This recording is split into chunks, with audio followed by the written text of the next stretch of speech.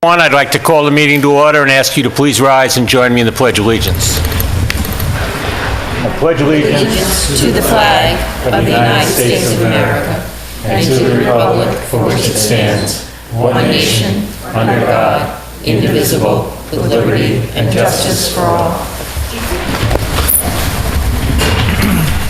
Good evening. Both our town manager and our executive assistant are out with the flu, diagnosed as the real flu. And so we're flying on one wing tonight, and I appreciate if you bear with us.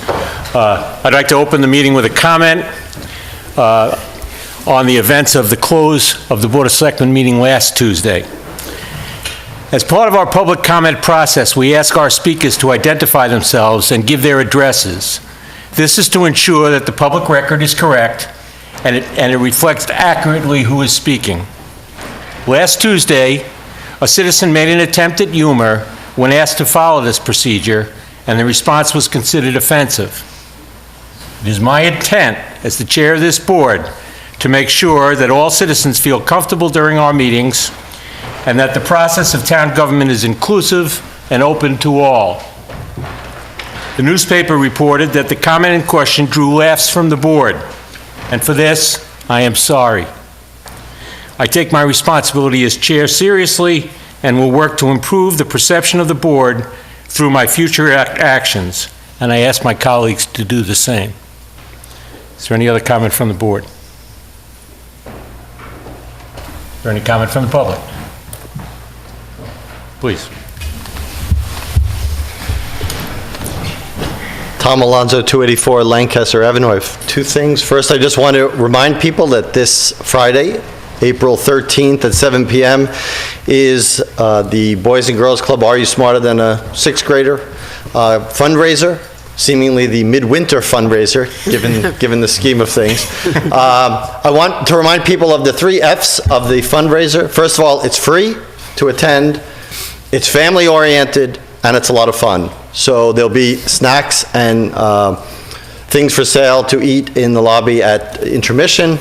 We have a full 16-team slate, so there should be a lot of questions, which means a lot of humor, which is good, and there will be prizes for the winning teams. We look for people to attend. I hope the board will attend, and I know many of people on the board and behind me in the audience have supported this. You can support the fundraising by going, either you can donate that night, which is optional, or you can go on to bgcluboflunenburg.org and you can donate there. Either way, we really hope we get a packed house to appreciate the event, the fun, the kids, and to celebrate and raise money for a good cause.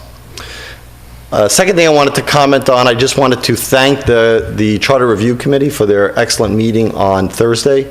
I think it had a lot of great speakers who had a lot of good information for the committee. The committee was very receptive. I thank Mr. Ebersol for running a very, very crisp meeting that could have easily gone forever, but he kept people on point. The people themselves stayed on point, and I really appreciate the unanimous vote that asked the Charter Review Committee to continue their work and to not rush something forward. I think it was an example of a really excellent meeting with excellent input from the public. So I look forward to seeing more of that. Thank you. Thank you.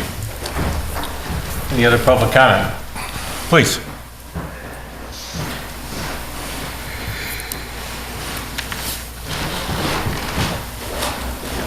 Jack Rodequins, 178 Arbor Street, DPW Director.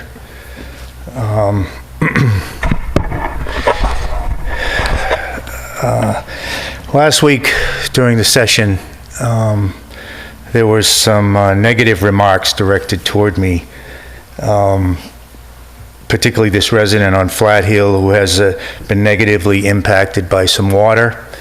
No doubt it is very important, but there is some considerably more information that needs to be brought out, and I think it was appropriate that the board who put this on as an agenda item. When we're prepared, we'll do that. I think the information as the legal part and everything else will be brought out. We'll lay it out, and hopefully that this will result in a plan to her satisfaction and hopefully to everybody's satisfaction. But more disappointing were the remarks of a selectman as she chimed in with the resident with her own criticisms. Mrs. Luck read from a prepared statement, a quote that I made in December, I think it was 2016. Those remarks were true then, and they're true now. This was after she introduced to the board someone she described as a drainage expert. Board didn't know. I didn't know the gentleman was coming. Somebody told me. That's when I made the quote.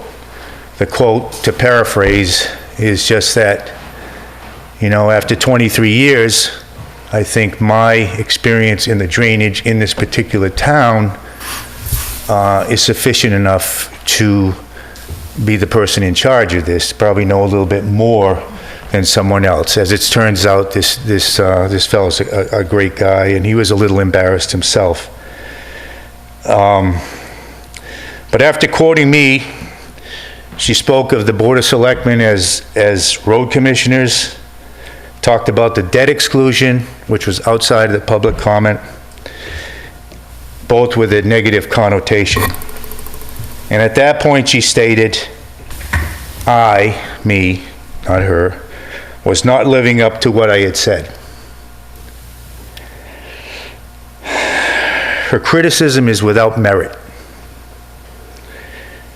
In an open televised meeting, she made a public criticism of me, a personal evaluation of my efforts towards specifically the stormwater, the debt exclusion, and that I have not kept my word.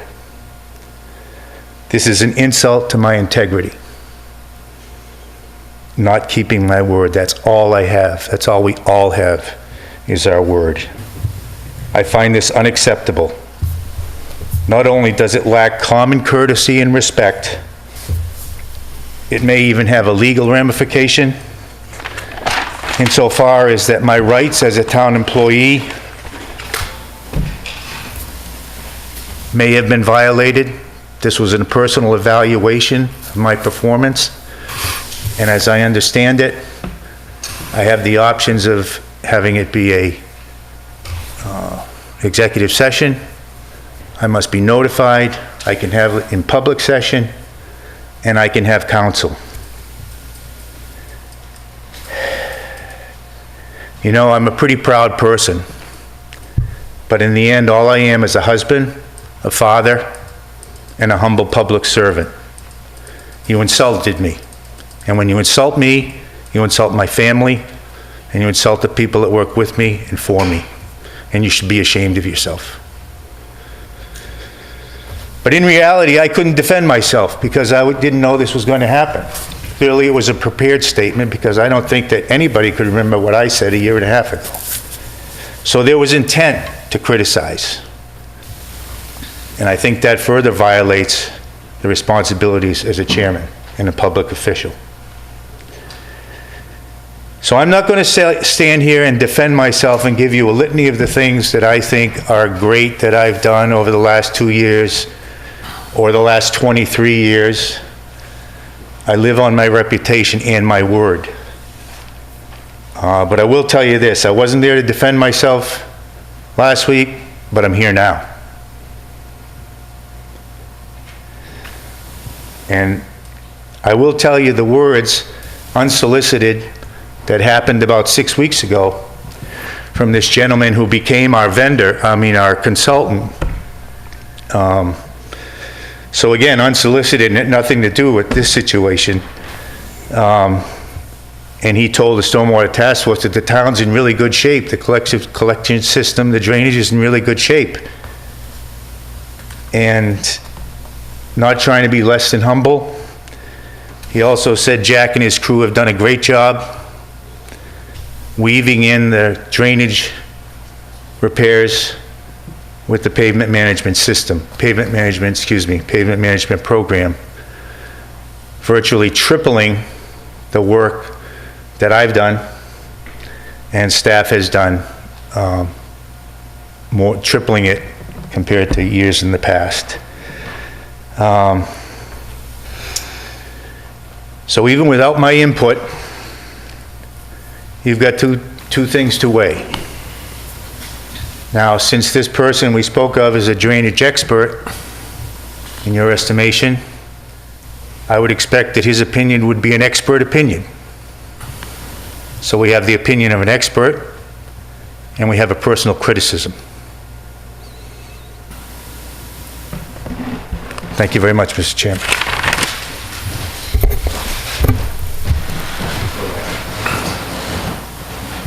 Okay. Any other public comment from the public?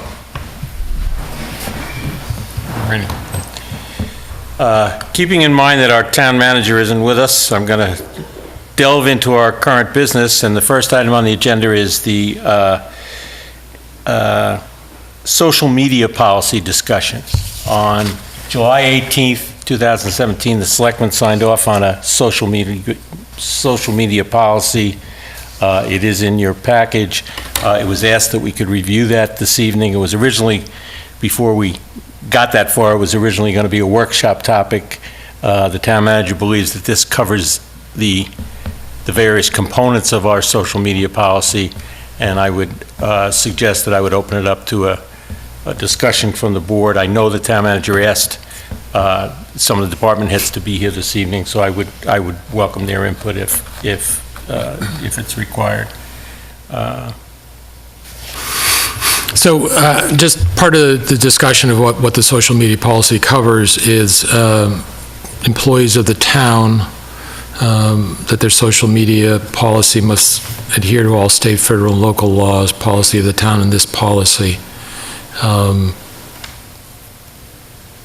town of Lunenburg wants to encourage the community to share, connect, and discover all that the town has to offer. This policy, I believe, is on the town's website, just looking at the major things.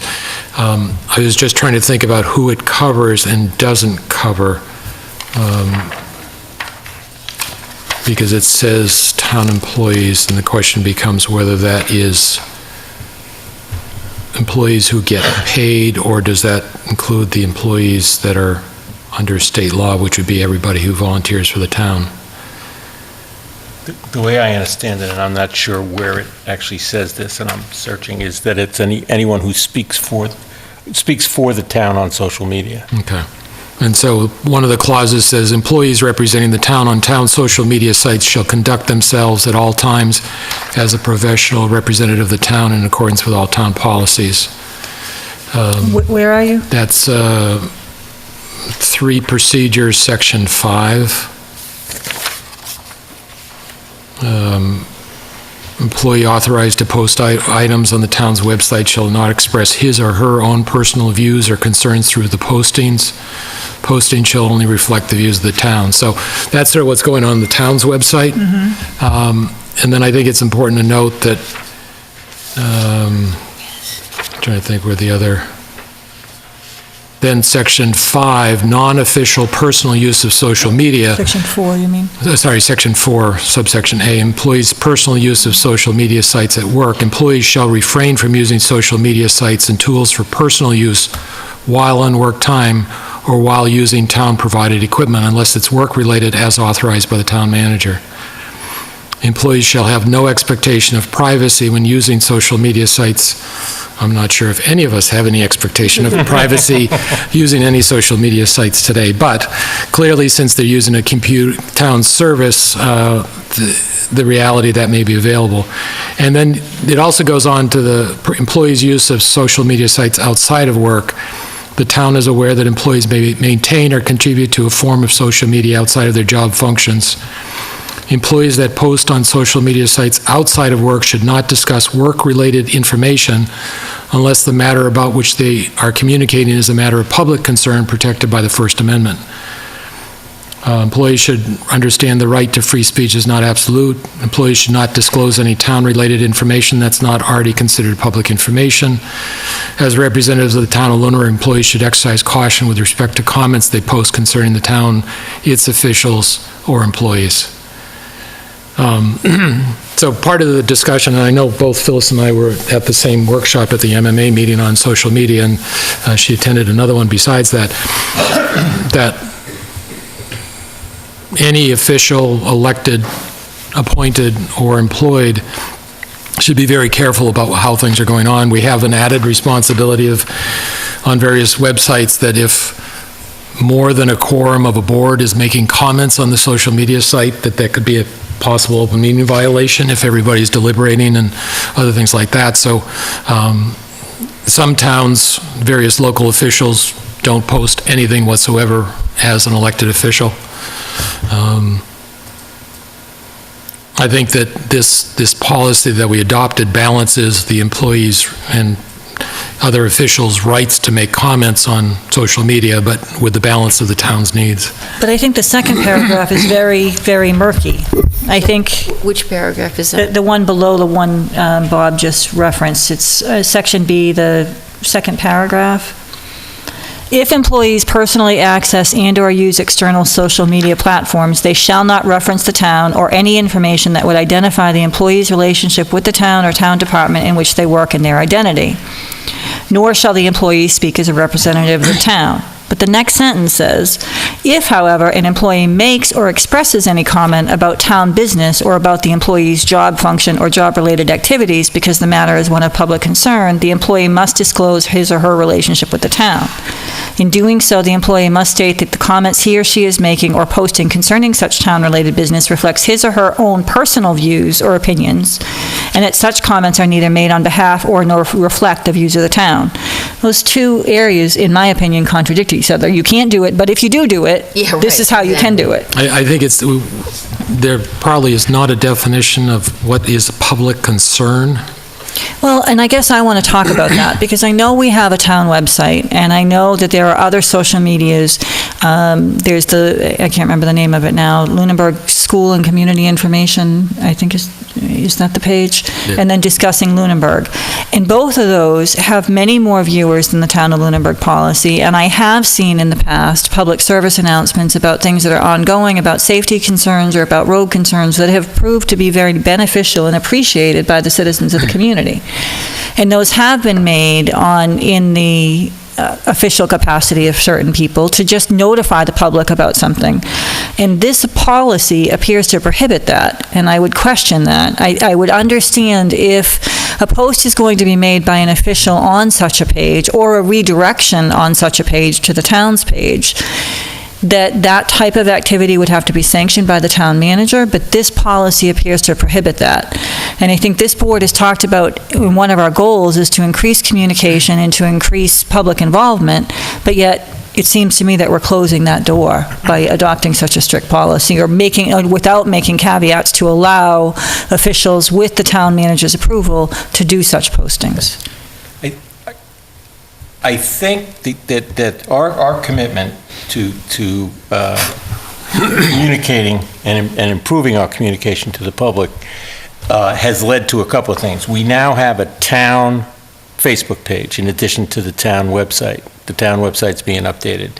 In addition, either as a result of this work or previous to this work, there's a site for the police department, there's a site for the fire department, there's a site for the Eagle House, there's a site for the library, and there's a site for PAC, Public Access Cable. DPW is working on a site. They're in the process of putting on a Facebook site.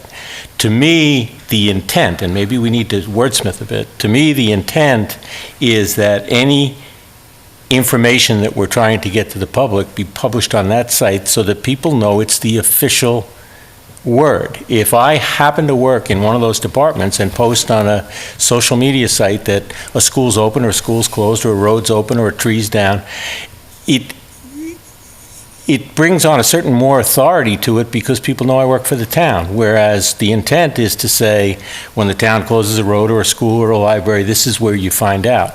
I have no problem in the interest of communicating that somebody say, if someone asks a question on another site, are the roads closed, or is it, they're being plowed or something, that somebody refers them to the official sites. But I think it's important that we know what's the official answer and what isn't. I don't disagree with that, but this appears to me to even prohibit such a redirection. Then maybe it needs to be right. I agree. I think since we're just getting these websites rolling, I think we need to give them a chance to go and try to get people to direct their attention to those websites. Right, that but are authorized by the town. people shouldn't expect to get an answer from us through Facebook or through any of these other avenues, because then they'll start a dialogue with you Oh, right, outside of the public meeting session, and Not expect an answer, but we should post announcements on the official websites. That's where announcements about road closings, schools Right. closings, police issues, fire issues, should be on those websites. Yeah, announcements are fine, Not on another but- website. I get the announcements, but anything other than really putting official statements out or directing people to official statements, I think is what we should be doing. Actively engaging in a conversation with somebody on social media can lead down a path that we shouldn't be going down, I think. I agree. Yeah, I think as Paula was talking about was, there are times when members on the other social media sites will copy and paste, this is on the site, and I think that's pretty good, because we have a lot of active people in at least those two sites that will actively pull things over that are appropriate. The trouble is it's not consistent as far as everything. Exactly. But the trouble is, as soon as you post something to another non-town site, things go in many different threads, and what happens there is that the message further down may relate to this over here, so it's not a consistent message. So I think that's why, if we get a DPW site, I think the other thing, we should revisit this after the new website is set up, because my understanding is that people are going to be able to sign up for different portions of the website that will automatically send an email to the people saying, this has been updated, DPW has been updated, police has been updated, or something else has been there, agendas, you can sign up for agendas, other things like that. That will be another way to get the information. But I'm really concerned when we pick a site to add additional information, and then it's like, why do we pick that one? What about the other one? How do you guarantee that you're always going to be posting on everything? I don't think you need to pick other websites. I think, that the town is furnishing websites. Okay, I completely disagree. I think that it's important that we now know that we have two very active, and I would agree with Damon that exchanging dialogue is not what I'm talking about. But I have seen, for example, the town manager post about the trash, and then that was posted, trash pickup being delayed, and that was posted on the Discussing Lunenburg page, and had a very, very positive response, because people were glad to get that information. The reality is that there are very active websites, and I would agree that eventually I hope that the town become just as active. But to put your head in the sand and say, we're only going to post it here, and if everyone misses it, oh well, I think is unacceptable. I would agree. That's putting it health. I would agree that exchanging dialogue, and I would share the concern about open meeting law and dialogue and debate, but I think that our role as a community is to get information out there and to make people aware of it. And the reality is that if you look at the number of people that have signed up for the Town of Lunenburg page in comparison to the Lunenburg community page or the Discussing Lunenburg page, they are vastly different. This board has expressed concern that we didn't reach enough people with the survey on economic development, and we were only reaching a small percentage, and therefore it wasn't an accurate representation. Well, look at the numbers on the Town of Lunenburg Facebook page.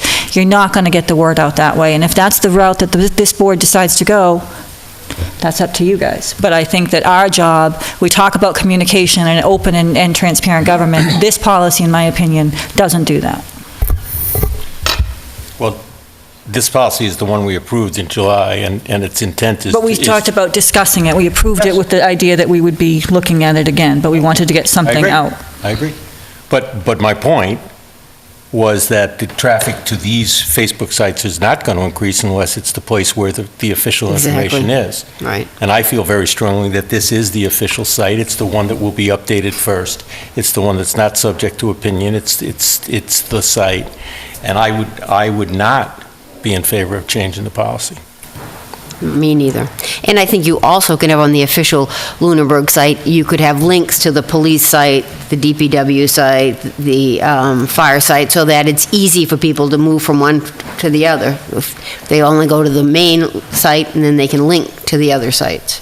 I would think that would be possible. So we're not going to clear up the ambiguity in this paragraph that says you can't do this, but if you do, you have to do it this way. Tell me which paragraph. So I think what we need to do is we need to get a definition of public, if the matter is of public concern.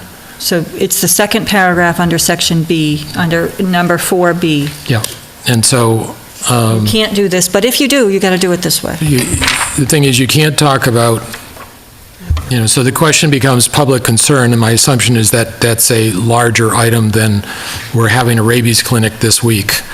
While that's public concern to people who have animals that need to be vaccinated, it's probably not something that would be as big as something else. But Right, there's a flood, or there's, right. Right, so I think that's part of the discussion. I think clearly, if there is, this basically said, if it is a matter of public concern, then you would state, my job is Jane or Joe Doe, and I'm doing this, and this is my personal opinion. The downside of that is that if it's their personal opinion about something going on relating to their job, it still takes on another.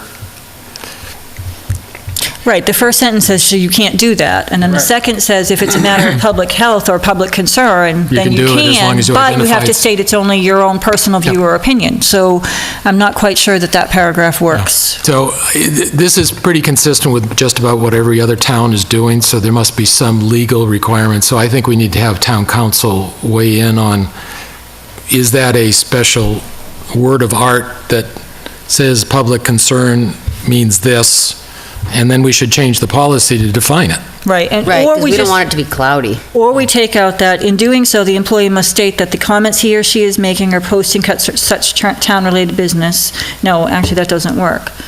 Yeah, so I think, If you say the employee must discuss, the last sentence, unless the employee is specifically authorized by the town, and it should be that by the town manager to make such comments, I think that's the key, is if there's a matter of public concern, and they're authorized to make these comments, but take out everything else about if you choose to do it, it's your own personal view or opinion.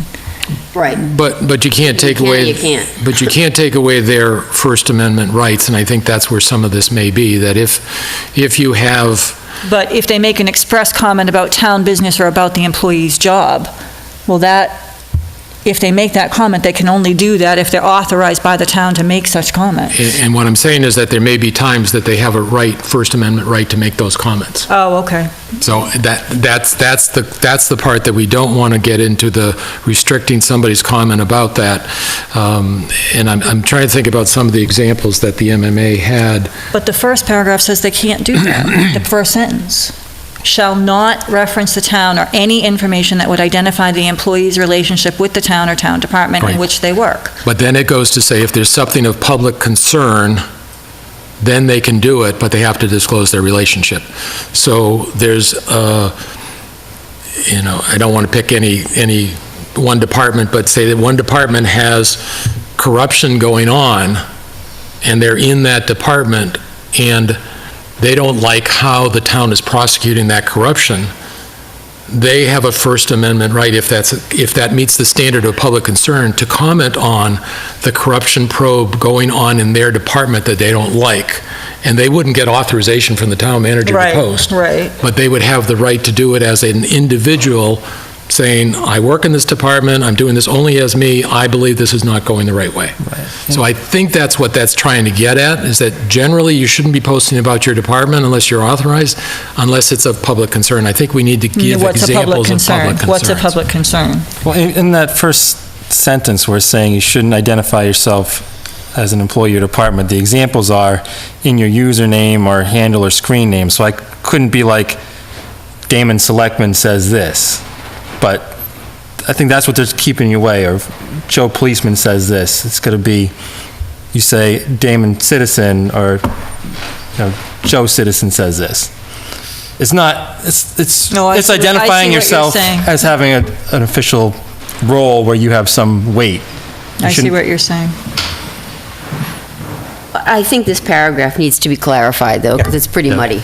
I mean, I think, listening to Bob, I think there are, whistleblower or First Amendment Issues. characteristics that have to be addressed. But to me, that's a bigger topic that gets addressed almost by itself. If this is the way it surfaces, then it gets worked under those statutes. But to go back to what Damon said, I agree. If you're, I don't think anybody's saying that people that work at the town give up their right to be on social media. Right. It's just don't identify yourself as having some special information based on your job or your position. I think so, too. But I think the key is the public concern, because in what situation can they address a public concern and disclose their relationship with the town? We should identify that, because, Yeah. I mean, when people are posting wildly inaccurate things on Facebook, Right. causing a public concern, I mean, does that fall in the category if you can correct them? I mean, Right, we'll engage town council. I do know there's some department heads in the audience. Is there any input that they choose to put in? I think that the Facebook pages that were established before we even got to discuss this have been the model for kind of what, they're information driven. Right.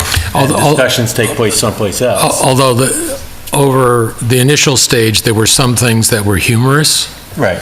So the question became, there's humorous, and then there's humorous that's going down the path that really you don't want to go down to, because some people may think that funny that somebody else isn't. So I know I had before the current town manager, I had discussions with the police chief about one thing that was posted, and I said, here's how somebody may interpret this. And he said, well, that wasn't intended. I said, I understand that. I knew it wasn't intended that way, but here's how they could. So there are times, even on the official page, we have to be careful with what gets posted. And also on page 2, item number 4, it talks about social media sites should use authorized town contact information for account setup, monitoring access. The use of personal email accounts or phone numbers by any town employee should be avoided for the purpose of setting up, monitoring, or access at town social media sites. But if it is used, so it's kind of the same thing, don't do it, but if you do. So it seems like that should be clarified too. Right. Either you do it, you can, or you can't. It's either absolute or not. I don't... I think it's just, it's too cloudy to follow. Yeah, it should say it should be transitioned from the personal account to the town account.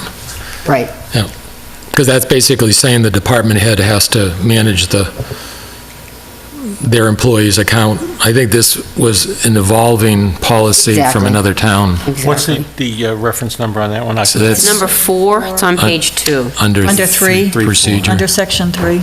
Section 3, number 4? Yep. Yes. Okay, I'll have town council look at that one as well. Just the clearer it is, the easier, the better it'll be for everybody.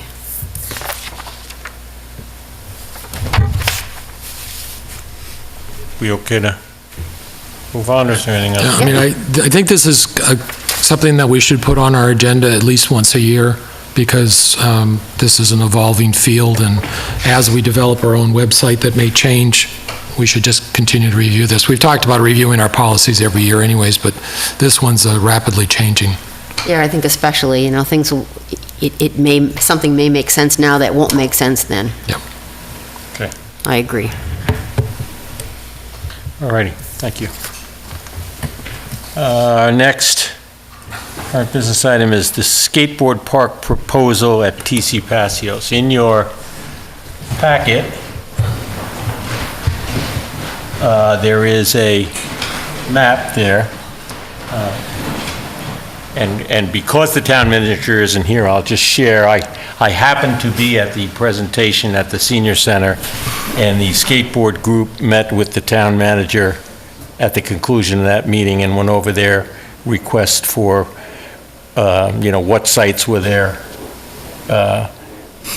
perceived by their group as the most likely sites. And she created this map as a result of that meeting. I was not anything other than an observer at that meeting, but because she's not here tonight, I can share with you what went on.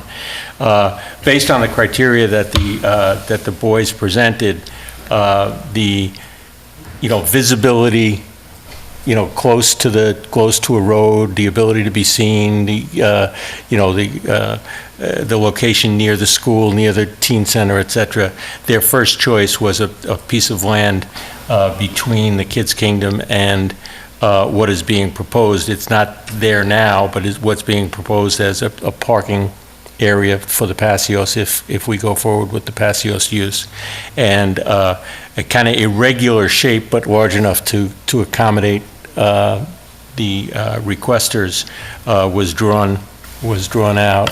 And what we just wanted to show tonight is, in order for them to go forward and fundraise, et cetera, they need to have a location that they can begin to plan around. And I guess it's, the request is for us to discuss that, see if we have any problems with it. I don't think, the exact dimensions or whether the parking lot shifts slightly or the park shifts slightly would be a big deal. But the question on the fact that land is in fact, the King's Kingdom land is still school controlled, but that piece of property was part of the parcel that was transferred to the town at town meeting in May of 16. And it's the town manager's recommendation that we allow them to go forward with their fundraising and planning, assuming that the footprint at what you're seeing as option 1, a piece of land between King's Kingdom and the patios, is the most appropriate space. Is the option 2 supposed to be where it's shown on the map next to the soccer field, or is there an arrow pointing it on top of the Brooks house? Good question. If they're talking to us, my guess is it's where the Brooks house is now. Yeah, because the land... The other side is still the school. Is school, and it's also, it's a big drop-off right there, too, so... Mr. Chairman? Yes. I would agree wholeheartedly with option 1. I would not be in favor of option 2. One of the things that I'm hoping to be able to present to this board and for discussion is the feasibility of, as I said at the last meeting, I think we need to develop a plan, and I actually have some ideas that I'd like to bring to this board for discussion, but one of those ideas includes the creation of green space where the current Brooks House is now, and basically removing that turnaround area in front of the TCP and making that a public park. So that entire green space would become a recreation area adjacent to the skate park, adjacent to Kids Kingdom, the school fields, the library, the senior center, and potentially a community center if that's the route that we go in the TCP. I think it would be a multi-age area to bring the community together, and I would not want to see a skate park there visible from Mass Ave, but I would be completely in favor of the skate park adjacent to Kids Kingdom and the proposed parking for the municipal building. The option 1 shape is so irregular. What's the blue indicate? The blue has no significance. The shape is to take into consideration what's currently a conceptual drawing for the parking lot. And I guess the point I was trying to make in the beginning is that as both the skate park and the patios plans go forward, there's room for fine-tuning and adjusting and rotating before anything's literally written in stone or poured concrete or whatever the case may be. But it's basically to indicate a space that's large enough to support their request, and yet it doesn't infringe on a current conceptual drawing. And because So of the red and blue don't mean anything, Right. just Right, look at the just to whole thing see. as the whole Right. parcel. Right, Red and and blue is one. Right, in the nature of a skate park, it doesn't need to be a regular shape. But, I have put together a show, and again, this is just a piece of it, but I just want to share this with you guys so you get an overview. But I did take into account the idea of the skate park, because I had talked with the town manager, but this kind of gives you a visual aspect, if you guys just want to take a look at it. But I would be opposed to option 2. But What we're really looking for tonight is approval of option 1, because everybody, And- including the proposers, including the boys, that's where they'd really like to put it. And I think in order for them to go forward and do some drawings and do some fundraising, they just want to make sure that we're not going to pull up and say, we never said okay to that.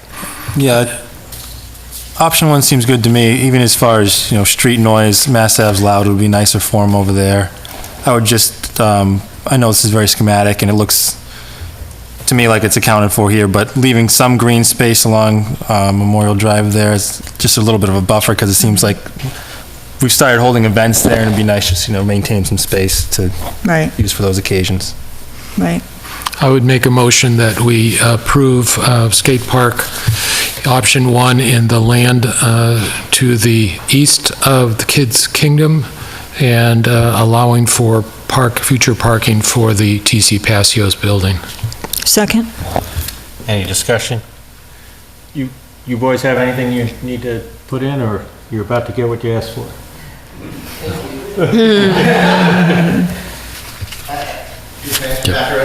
Please. One is Wait, where do you get here before you start talking? Anthony Cayoso, 1091 Mass Ave. So thank you. I mean, we've worked long and hard to get to this point. I say long. We haven't voted yet. But I'm just saying, regardless, you guys could all turn around right now and say, no, bad idea, we don't want to do this. But the whole point of this was to give the boys the experience to get to this point, right? And I can't speak to how proud I am of all 6 of you. But 2 questions. Question 1, when you vote, or whatever you vote on, as far as stipulations on size, scope, and all that, I'm assuming that happens later, right? Good, Right, okay? right. And then in terms of and I just am asking this now because I've got the floor, prevailing wage projects, is this subject to that? So it depends on whether the town is actually doing the work or whether the volunteers are doing the work. And it This would depends on be- what the source of funding is. Prevailing wage is usually related to construction projects as a result of the source of funding from the federal or state government. It's not automatic that you have to pay prevailing wage if the town's doing it, depending on the construction project. But if you raised funds yourself and you did the work and the town didn't do it, it's not prevailing wage. I would talk to the town manager as the procurement officer. will. She can certainly give you guidance. Awesome, okay. Thank you all. Thank you. Thank you. We got to vote, right? Sure. I'll wait till you vote. Any further discussion from the board? All those in favor? Aye. Any opposed? There's a very brief follow-up question.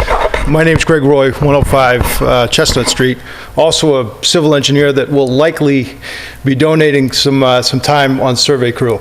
Do I have the board's permission to put a survey crew out there to do some topographical survey so that we can get things rolling? So I think under the town charter, this is under the town manager's responsibility, so, So I'll follow up with those kind of issues with the town manager, right? Yep. yeah. Thank you. Thank you. Congratulations, board.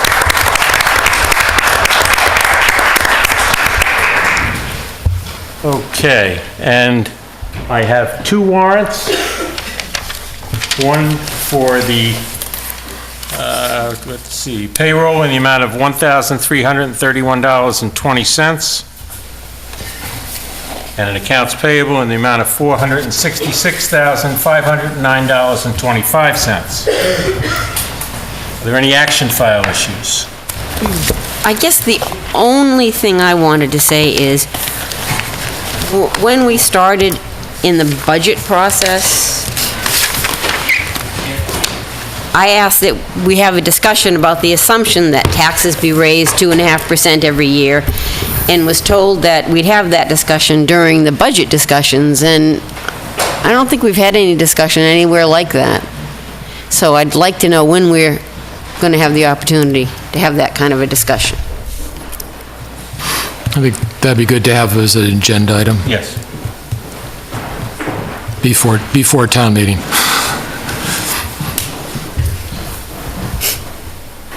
Any other action file issue? Okay, here's where I wing it a little bit. We are going to adjourn, or not adjourn, we're going to recess for a second while we set up the table for our workshop. During that time, when we come back, we're going to ask the planning board and the Ag Commission to convene their meetings, and then we're going to go into a workshop of those boards on the topic of economic development. 2 things, one second. 2 things are going to happen after that. The Board of Selectmen have an executive session that we need to go into at the end of that, and we're going to take public comment on the economic development portion after that workshop. But right now, I'm going to offer public comment to the public on our meeting, and I will not be asking for a general public comment again. I will take some public comment after our workshop on economic development itself. Okay? Please.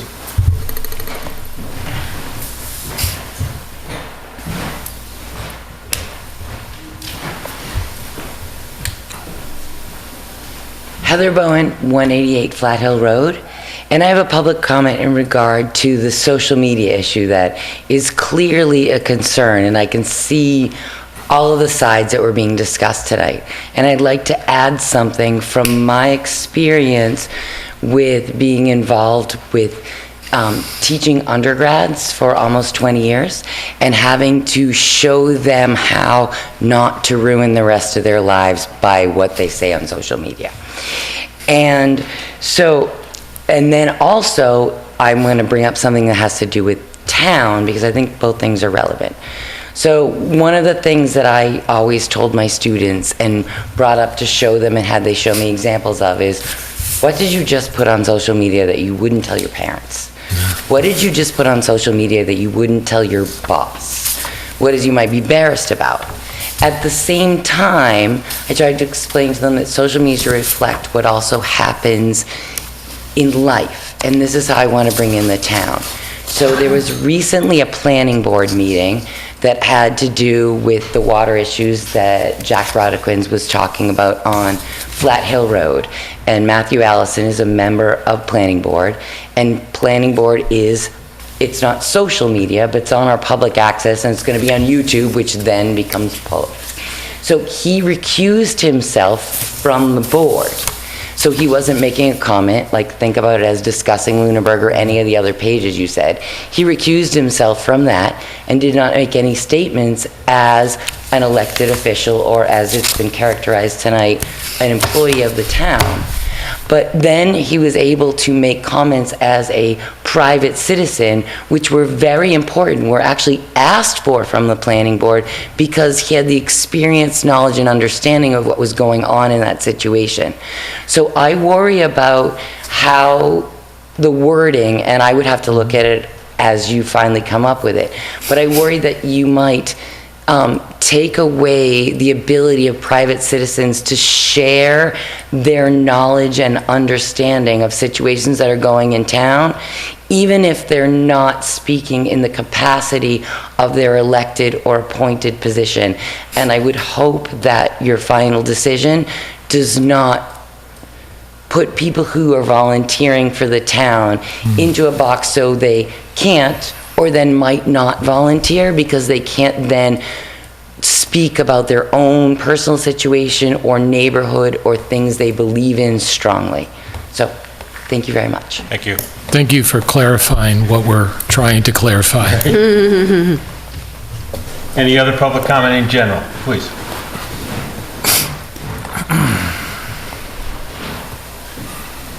Evening.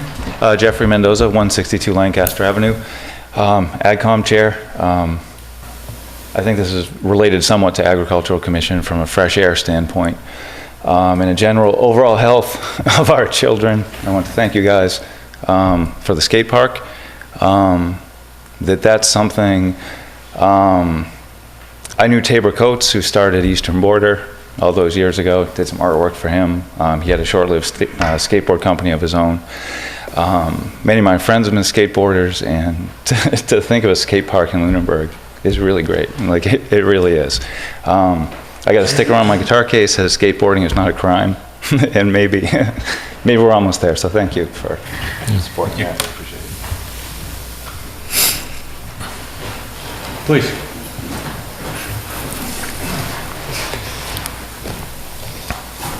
Ryan Stolber, 275 Pleasant Street. On the social media aspect of it, during the snowstorms this year, the DPW director gave a PSA just saying, this is how we're going to handle the storm, with 100% positive feedback on discussing Lunenburg.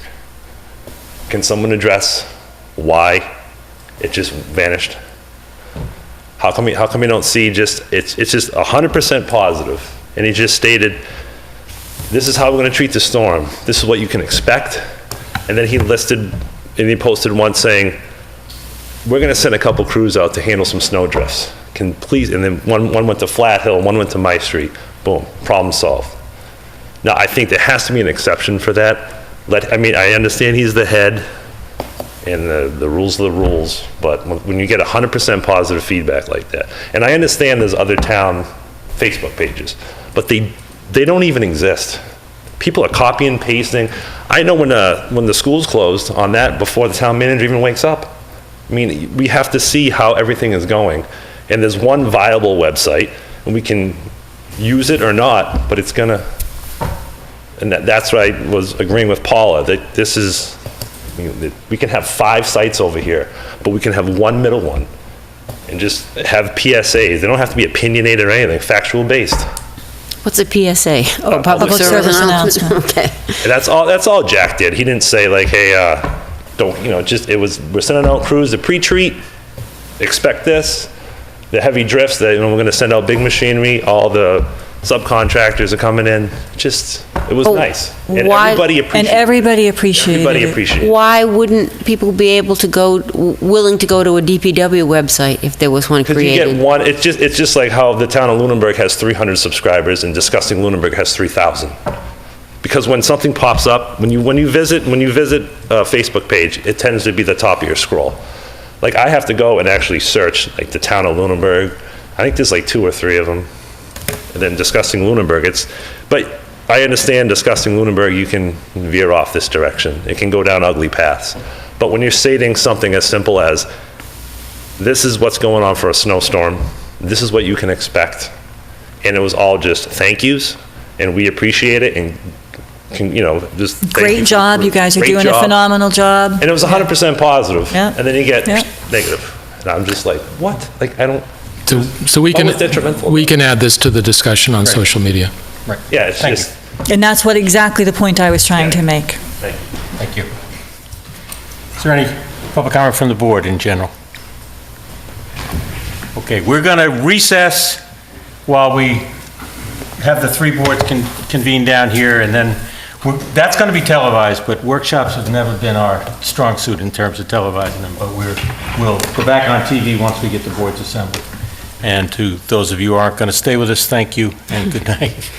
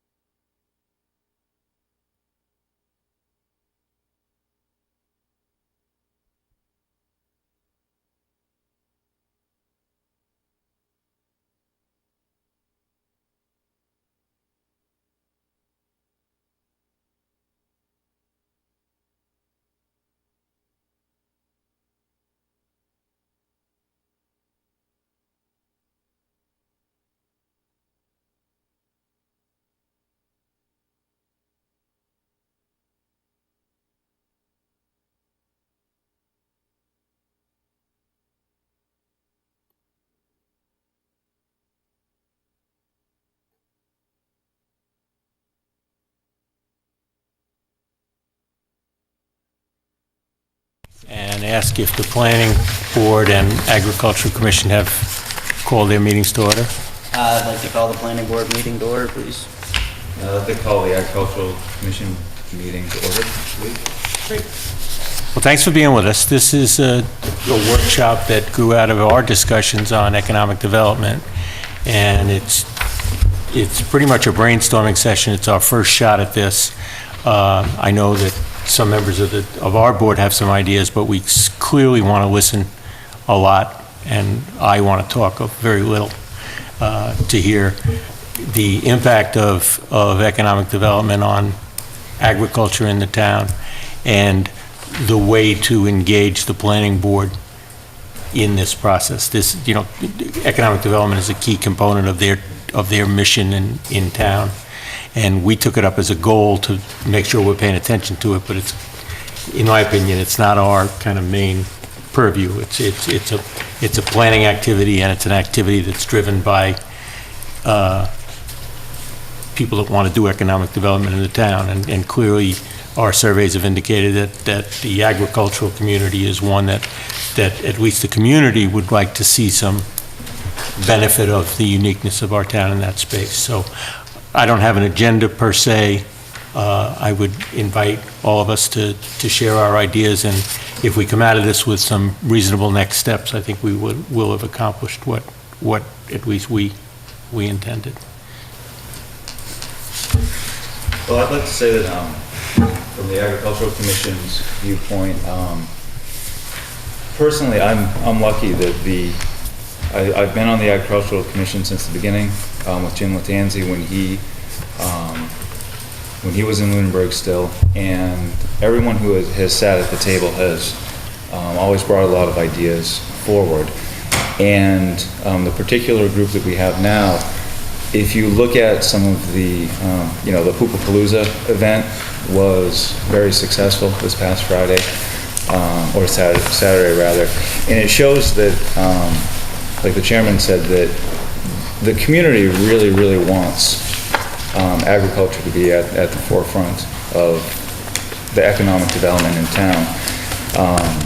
If you look back to the family day at the Lunenburg Community Farmers Market last summer, we had a lot of great volunteers, animals, horses, hay rides, at least wagon rides, and the weather was miserable, and that event was jam-packed. That was a really, really successful event. And again, I think that really shows that the community is looking for something, looking for access to the farms and to make sure that our local farmers aren't left out of the economy as Lunenburg looks at what to do with the center. And I think that there's a lot of good ideas and a lot of hard work. And I always try to run the Agricultural Commission meetings in a very open way, and so these guys have a lot to offer. Some of them are working farmers, and some of them are like I am, just trying to support farming in the community. So there's also one of the main things I see happening is there's starting to be retailers, new one in town especially, who is, at the Dragonfly Cafe, she sees, as a member of the community, how important the farms are, and she's literally giving counter space and giving retail space, sort of a Saturday morning. A farm can go in and set up and sell. She's made it clear to me that if it comes up in the future that there's a rainy day, if there could potentially be indoor farmers market space, and I know that a lot of the customers that go in there also, support the local farms and want to know how to get products from local farms. So I think that's a lot of what we discuss at our meetings, and this is a great opportunity to try to bring the whole community in a real concrete way.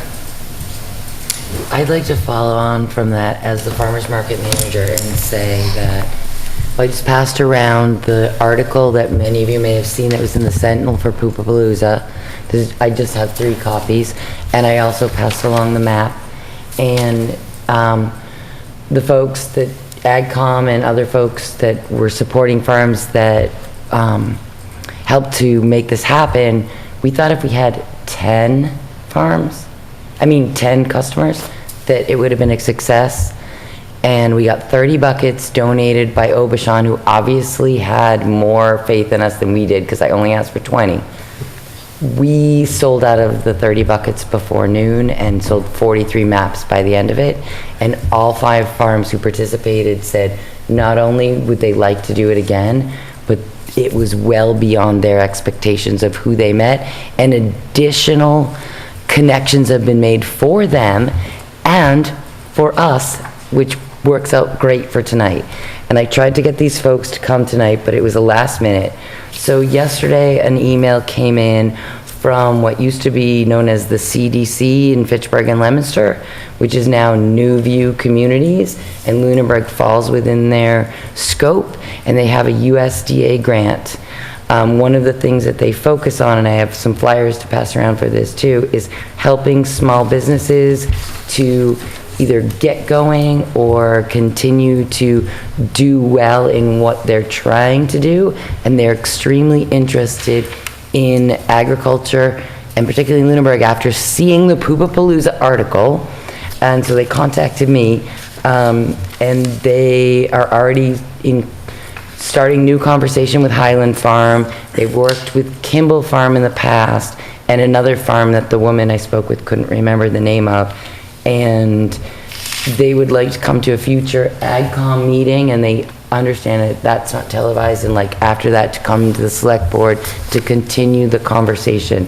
So I brought the flyer. It has the contact person's name on it, who's the one who comes out and does the face-to-face with the small farms to actually talk about what they can do to help using this USDA grant. So it's no cost to our local farms to try to make them be able to be better for themselves, better contributors to our local economy. So I'll pass a couple this way and then this way. Is that a technical assistance grant? Is it a So I'm not capital sure. grant? I'm not sure what happened and what it is. I only had a short conversation with the woman this morning when we connected, but she wants to keep talking, and I will forward you the email she sent to me because I think it's important to you. And the other thing I want to say about the Lunenburg Farmers Market is that we have had a lot of yeses from folks who came last year, and we've got 3+ more brand new ones, people from Lunenburg and the local community who see Lunenburg as a great place to grow their own business. So AgCom and the farmers market and everyone who supports it is doing something right. We've got all this publicity, and all of this has been beyond what we expected, even though we've been working hard. And any questions, welcome.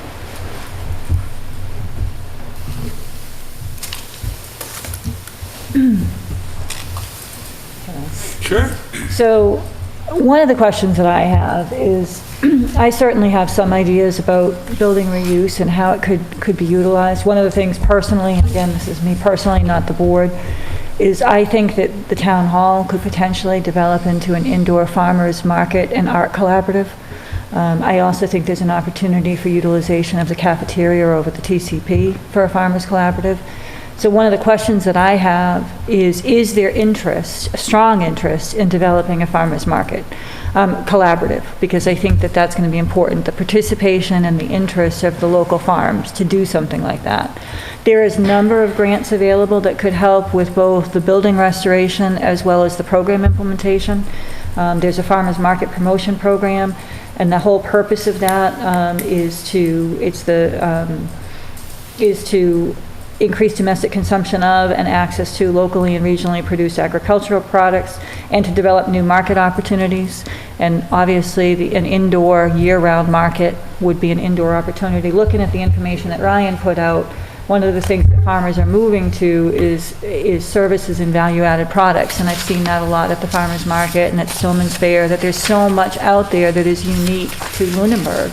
And I think if we can develop a market for that that's not just seasonal, I think that would be advantageous to all of us. There's also the Massachusetts Food Venture Program. That's a grant intended to address food access and expansion of economic opportunities through new food ventures. That would tie in well to the TCP cafeteria as well as a market. Lancaster actually received $125,000 for development of a commercial community kitchen. So, there are opportunities.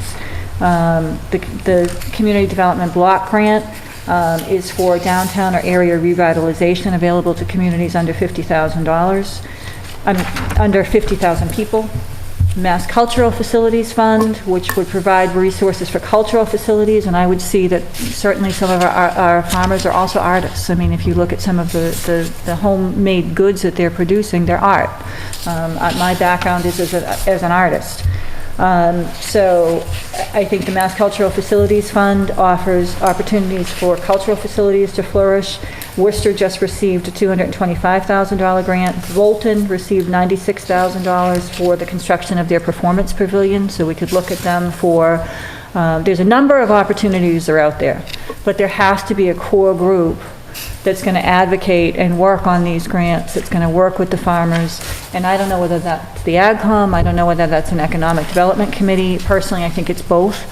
But one of the biggest questions that I have is the interest that the Agricultural Commission has heard from the farmers in pursuing these types of opportunities. I think that the most direct contact that the Agricultural Commission has with the farmers is through the farmers market. So that question may be better suited to the market manager, but I would like to mention that the idea of the permanent year-round market that was brought to us quite a while ago by Mr. Allison, by the planning liaison, and it has been something that we've talked about quite a bit, but quite frankly haven't really known how to pursue it. So I think some of the things that you're talking about, I think it would be helpful for us, to work with with the other commission that you had mentioned, to work toward that, whether it's in the town hall or wherever it ends up being. Mm-hmm. But as far as the the direct contact with the farm community, much of that happens in at the market. So maybe Heather could address that aspect of your question, or we do have farmers here, Arthur's here, It seems to me sometimes one of the things that I hear is that it's a question of, if you look at a couple years ago, there were farmers markets in Townsend, in Shirley, in Groton, Lancaster. There were a lot of them. And a lot of those over the past couple seasons have closed, and it feels sometimes like Lunenburg sort of withstood a wave of closing, farmers markets, which I think lends itself to again, that support and the willingness of the farm community, or the artists, people doing textiles, whatever, are committed to keeping the Lunenburg market alive. I would think, from the things that I hear, the community and the people who actually participate would be very interested in expanding what it is. It's just a question of, as long as it's worth everybody's while to do it. Right. I think that it has to be kind of a step at a time. But Heather, what do you think about? Well, one of the things that I think is unique about Lunenburg Farmers Market, that some of the markets that have closed, it's been different, is that our market allows people beyond just selling something that isn't value added, and also beyond what some people think about as being at a farmer's market. As a vendor and trying to get into some of the other farmer's market, in the fact that I also do textile things, they weren't allowed because I didn't grow the sheep and cut the sheep's hair and spin the wool, etc. But that doesn't mean I'm not an artist. But I also had other things, and I can only bring those. And we do have a farm that we have an alpaca farm in the meadow, and they raise their alpacas, even if everything they sell doesn't come specifically from their alpaca, because there's a New England, and I don't know if it's just New England or it's more locally, where all the fiber goes. So it's local, but then it goes a little bit further away, and then it comes back. And so we've allowed a number of different things. We're going to have a blacksmith this year who lives in town. And he also is going to bring eggs. And so he does multiple things for his farm, and his family's been in town forever. So we're an eclectic market, which I think helps. In terms of what farmers want, they want customers. And in terms of what we don't have, I have to keep a very close eye on the budget for our revolving fund. And so some of the things you talked about, grants, are what I've looked at. But, so are we gonna, did we have enough money for the Poopapalooza signs? And then, you know, we got them all back, so next year we just have to change the date, so that's a less of an expense, and we more than doubly covered them. Now we have to get signs for the farmer's market because we made them more visible, so people can really see it better, because we had some complaints about that. And also we changed the time of the market from 11 to 2 instead of 10 to 1, because we got feedback from the customers. And if you don't have customers coming to the market, nobody wants to go there. And I've been in discussion with the farmers who are bringing vegetables, and the biggest complaint is, can they get more customers in Lunenburg than somewhere else they can spend their time? But we don't have a lot of money for marketing, because the only money we have comes from the vendor fees, or if we do something like Poopapalooza, which the net profit is just $140. That gets you 12 signs. It doesn't get you we can write articles, but it doesn't get you marketing in other places, it doesn't pay for flyers and things. It can, but then you're cutting out.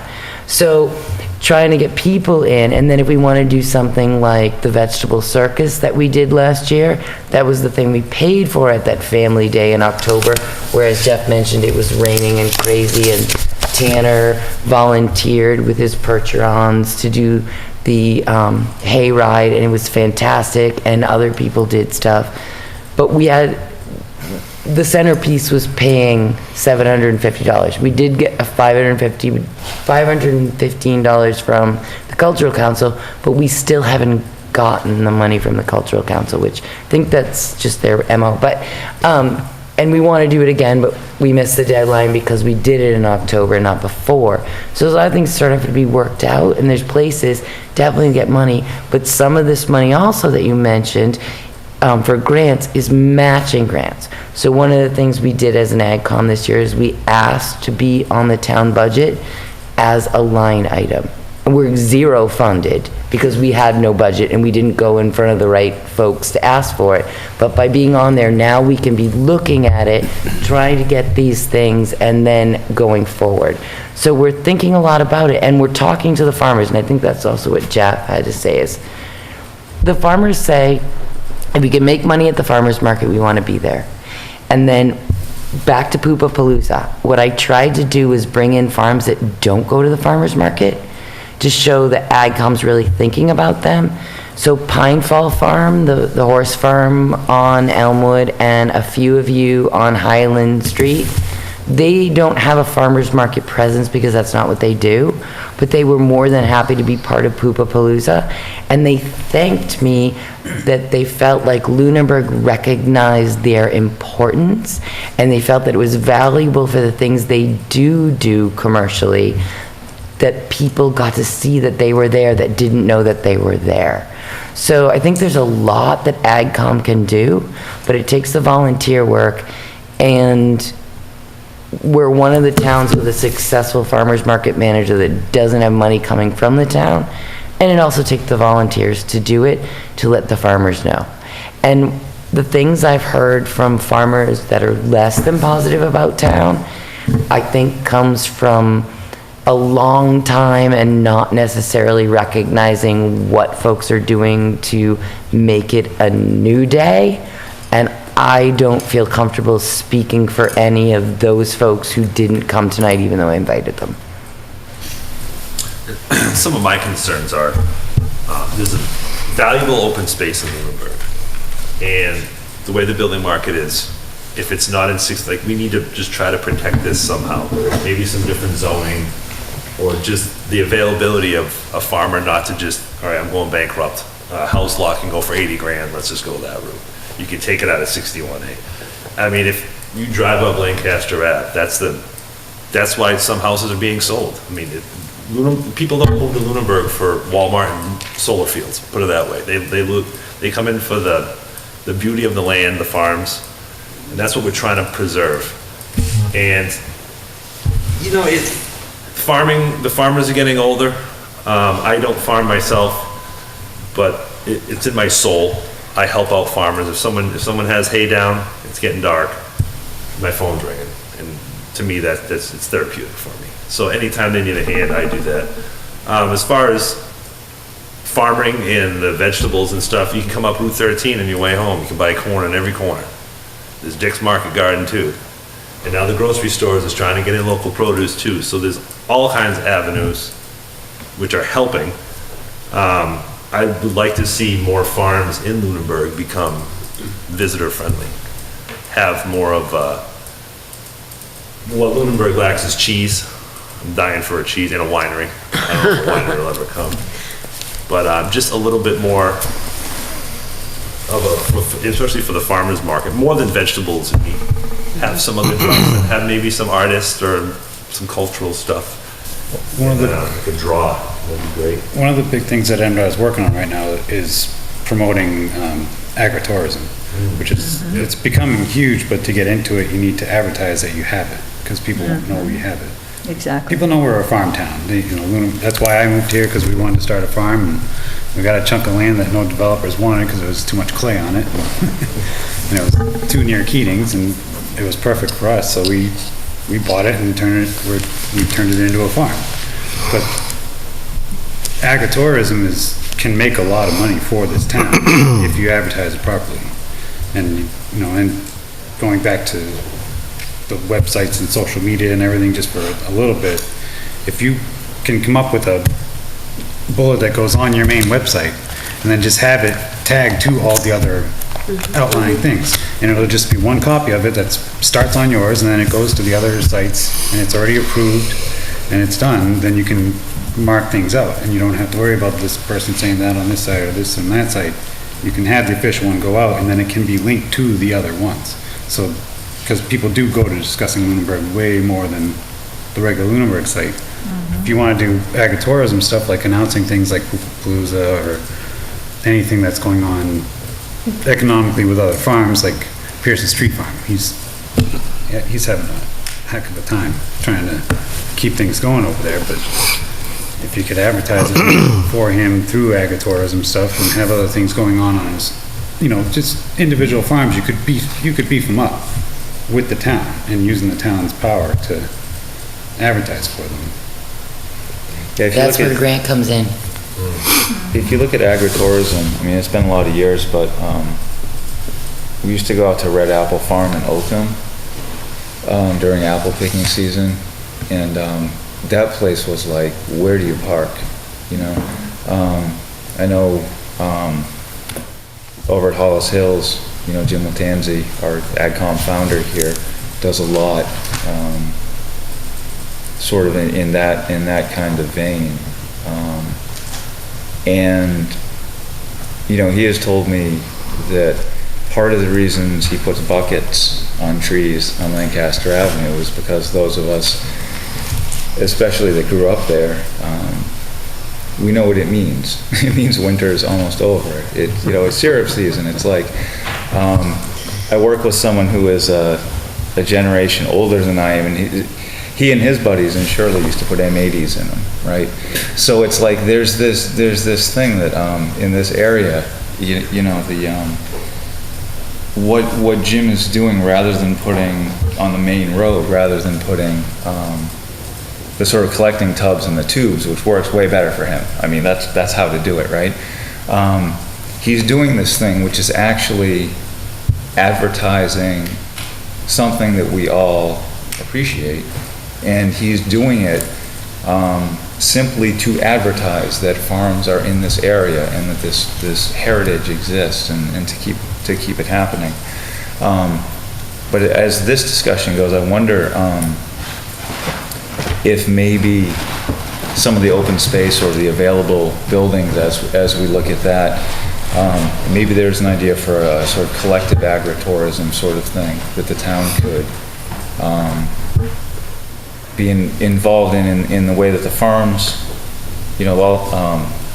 Poopapalooza happened, things like that happen, and it's like the farming community, the farmers market is doing it, the AgCom is doing it. I know that Ryan had mentioned at some point at one of our previous meetings, working toward a farm-to-table dinner, quarterly, once a month, something like that. And maybe that cafeteria at TCP or some other place could be used for something like that, in a way to have, to start promoting that agritourism idea, without it just being sort of locally this farm and that farm. Because I really think that especially where we have small farms, young farms, new farms, and the old farms are having the difficulties that they're having, it might be a way to get sort of the farmers to work together in a way that maybe hasn't really been seen so much around here.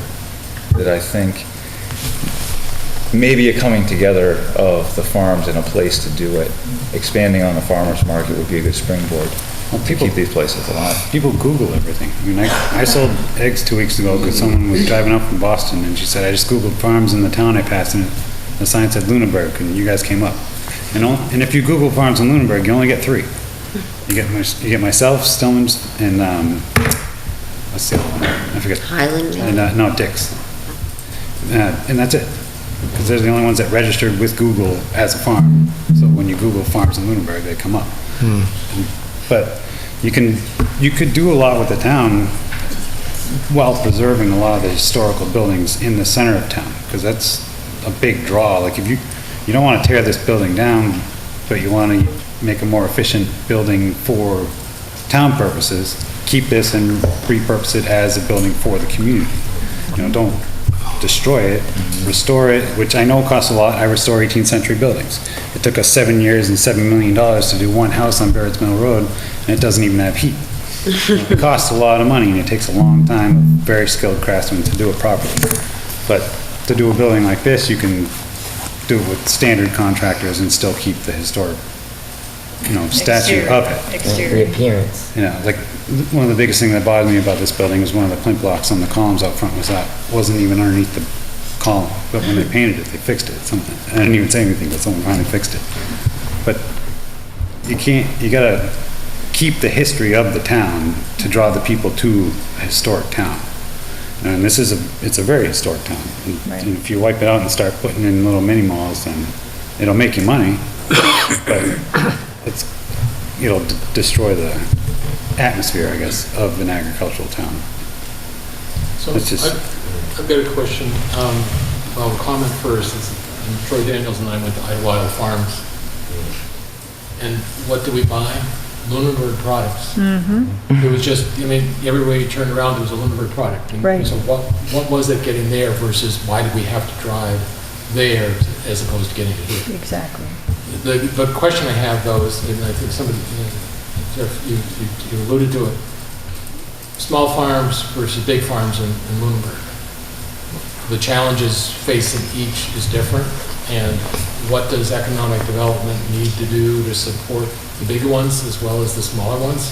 And I don't want to negate either's issue, but what's going on with the bigger farms who have their own farm stands and may not come to the farmer's market, but still are part of the farm scene in Lunenburg? See, that's like when I spoke, it's been a little while, but when I spoke with Jerry Lanny, and he said that he would consider, the Lunenburg Community Farmers Market maybe for a special event or that sort of thing. But I think that some of what's going on is that when they look at their retail margins or whatever, he said to actually pay someone to go for 3 hours plus an hour ahead of time, or an hour breakdown setup plus transporting. He kind of said when we're right down the street, you know, he said it sort of economically didn't make sense for them to do it. But he said that if the market grows, if it has a stronger presence, then it would start to make sense because it would give them exposure, and they would, you know, especially for special events and things like that we do. But I think that for the people with the farm stands, it's just a question of, I think it's straight numbers. That why would they don't really have a motivation to, you know, to spend the time or the expense, where a smaller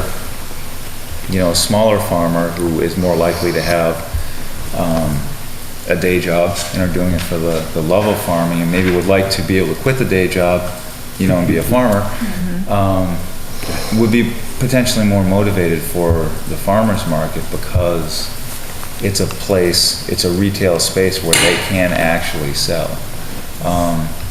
I think that is a really big part of it, is when there isn't a place. You know, a lot of these places are down, you know, off the main roads, and the farmer's market, I think, offers a higher visibility place for people. But from what people I've talked to, that's been the reason why the bigger places with their own stands. And of course, again, from what I understand, from when Stillman's first opened their milk, the store and the processing there, there was so much that went into that, and there was a sort of downsizing that happened in a step away from wholesaling milk, and you know, realizing that at least for a while there, they were able to do a lot better just doing it straight, you know, cow to consumer. Again, that was a conversation with Bud Stillman a lot of years ago, certainly before the AdCom existed, and that was an interesting sort of thing too. But again, they ended up with that store, and it's the same sort of thing. You know, they sort of say, well, we're just down the street. Everyone knows where we are. So it's economically doesn't make sense for them to participate in the, in the farmer's market. But if we moved into a situation with like farm to table, things like that, where they could have products or ingredients or whatever, you know, and be part of a community event, it might be more appealing to them. I have a comment regarding what you said about going to Idlewild Farm and buying Lunenburg products. And actually, I find that very interesting, and I've only been market manager full-time. You know, this is my first year. I came in the middle of last year. But to go to the Harley House and see maple syrup not made in Lunenburg, when on the corner down from my street is Big Head Fred's maple syrup, and on Northfield is the Shagbark Farm that does all kinds of syrup, and seeing, you know, things that aren't sold at the convenience store in town or at the Jack's. I wonder about why that's happening, and I think part of that might be because there's not a connection between the two parts of our business world, which what I'm hoping this business development stuff that's going on in town with coming up with a Lunenburg business community might start to make that connection happen. Because I know when Jack's changed from being Center Pizza, from what I just heard in general talk around the place, it was that they were hoping that the son who took over that was hoping to do more local stuff. And maybe it's just slow and people not knowing each other, but I do feel like there's not necessarily a place. And I can't speak obviously to why someplace like Stillman's doesn't have a lot more local products, or Lanny's doesn't have a lot more local products. My uncle is in management at a caramel company that came out of an incubator kitchen that is something I've heard talked about, could be here in Boston. And I was in Lonnie's recently, and his caramels are there, and I'm like, how did you get your caramels here and I don't see any Lunenburg products here? He's like, we called. So There's some of that encouragement that might need to be done to make that connection, because you said specifically, what is it between the bigger farmers and the smaller farmers? And I'm hoping that there can be more of that, and as the farmers market changes and there's trying to be more inclusive, and we do things that are more inclusive, like Poopapalooza, that is not just people who come to the farmers market, can all the agricultural community and all this discussion, which is awesome that you're doing, make it that people start to see that everybody's trying to do the same thing, and we're not in our own little boxes. You can make more money out of town. The Idlewild, but the Idlewild, people go to Idlewild. They Right, go it's an there attraction. because it's unique goods that you can't get anywhere else, and they go there because of that. The idea, I've heard people poo-poo the idea that we can't become an Idlewild. I would argue that we could. That we did a co-op, if we did a farmer art and craft co-op in this building or another location, and made it a draw, people would come here specifically for Lunenburg products. And I think that we can make it happen. It doesn't need to be just fresh produce. It can be textiles, it can be art, it can be all kinds of things. And I have some images of some indoor year-round farmer art craft markets. And if we were able to form a collaborative or a co-op, we would be eligible for grant funding. There are many grants out there that can assist with that. And I think that if we had a central draw, which also emphasized hospitable farms, that people can go see that working farm, we could do both of those things. And I think we have a unique opportunity. Our foundation as a community is farming. And there's a strong interest, in my opinion, from the public to promote that. And I think that we can become an attraction specifically for that. I would like to see this discussion go further and to really make an effort to make it inclusive of the farmers and the crafters and the artists out there, and see if there's a strong interest, because it's not going to be an easy road, but it's a road worth traveling. I think to sort of follow up on the question that started this all that Bob had was, what's the difference between the large and the small? And Jeff, you sort of talked about how these large farms have invested in their infrastructure on their farm because that's what they had to do to be able to make it. And we have this collection of other medium to small to micro farms who are sort of doing their things in the fringes of Lunenburg and coming together to the farmers market to sell. If this market that is, farm agricultural goods and textiles and crafts and arts were to happen, is this something that these larger farms would see a benefit in participating in, or is it going to be the same sort of, no, we're going to stay separate but equal, because maybe there isn't that investment in staff time, but they end up then competing against themselves. And I'm not saying they will or won't, but that's sort of the direction that I see that discussion happening. And I think that having those larger farms participate is probably a good bellwether to, not that you can't do it with the medium to micro farms, but having those larger farms pull in might just give that extra little bit of a boost, and they seem to produce goods that are maybe not done on a medium to micro scale, just based on what they are. It's a business, so if the co-op draws customers, the farms are going to participate. Exactly. Because they gain the customers, right? It doesn't erode their own business, it adds to their own business. And I understand that. It's, I think, the perspective of the purveyors of those farms, from where they stand. And I understand your point. As they start gaining traction, they might try to come in. But then that, I think, changes the dynamic of how you start it and how you plan it, as opposed to them Right, so coming from the beginning. So one of the things I was thinking about is just, if this got flipped a little bit, and I don't know if this is a terrible idea or not, but has anyone approached Stillman's about turning it into a co-op such that they did expand their offering to more products from more farmers in town, and maybe even surrounding areas? Because the larger set you have, the more marketing capability you have, the bigger draw you have, the more customers you gain. And that serves everybody, not just the secondary individuals that are participating in it, right? So if someone goes there because they want you know, the new hats for winter that they saw advertised that were made from the alpacas that we have in town, right?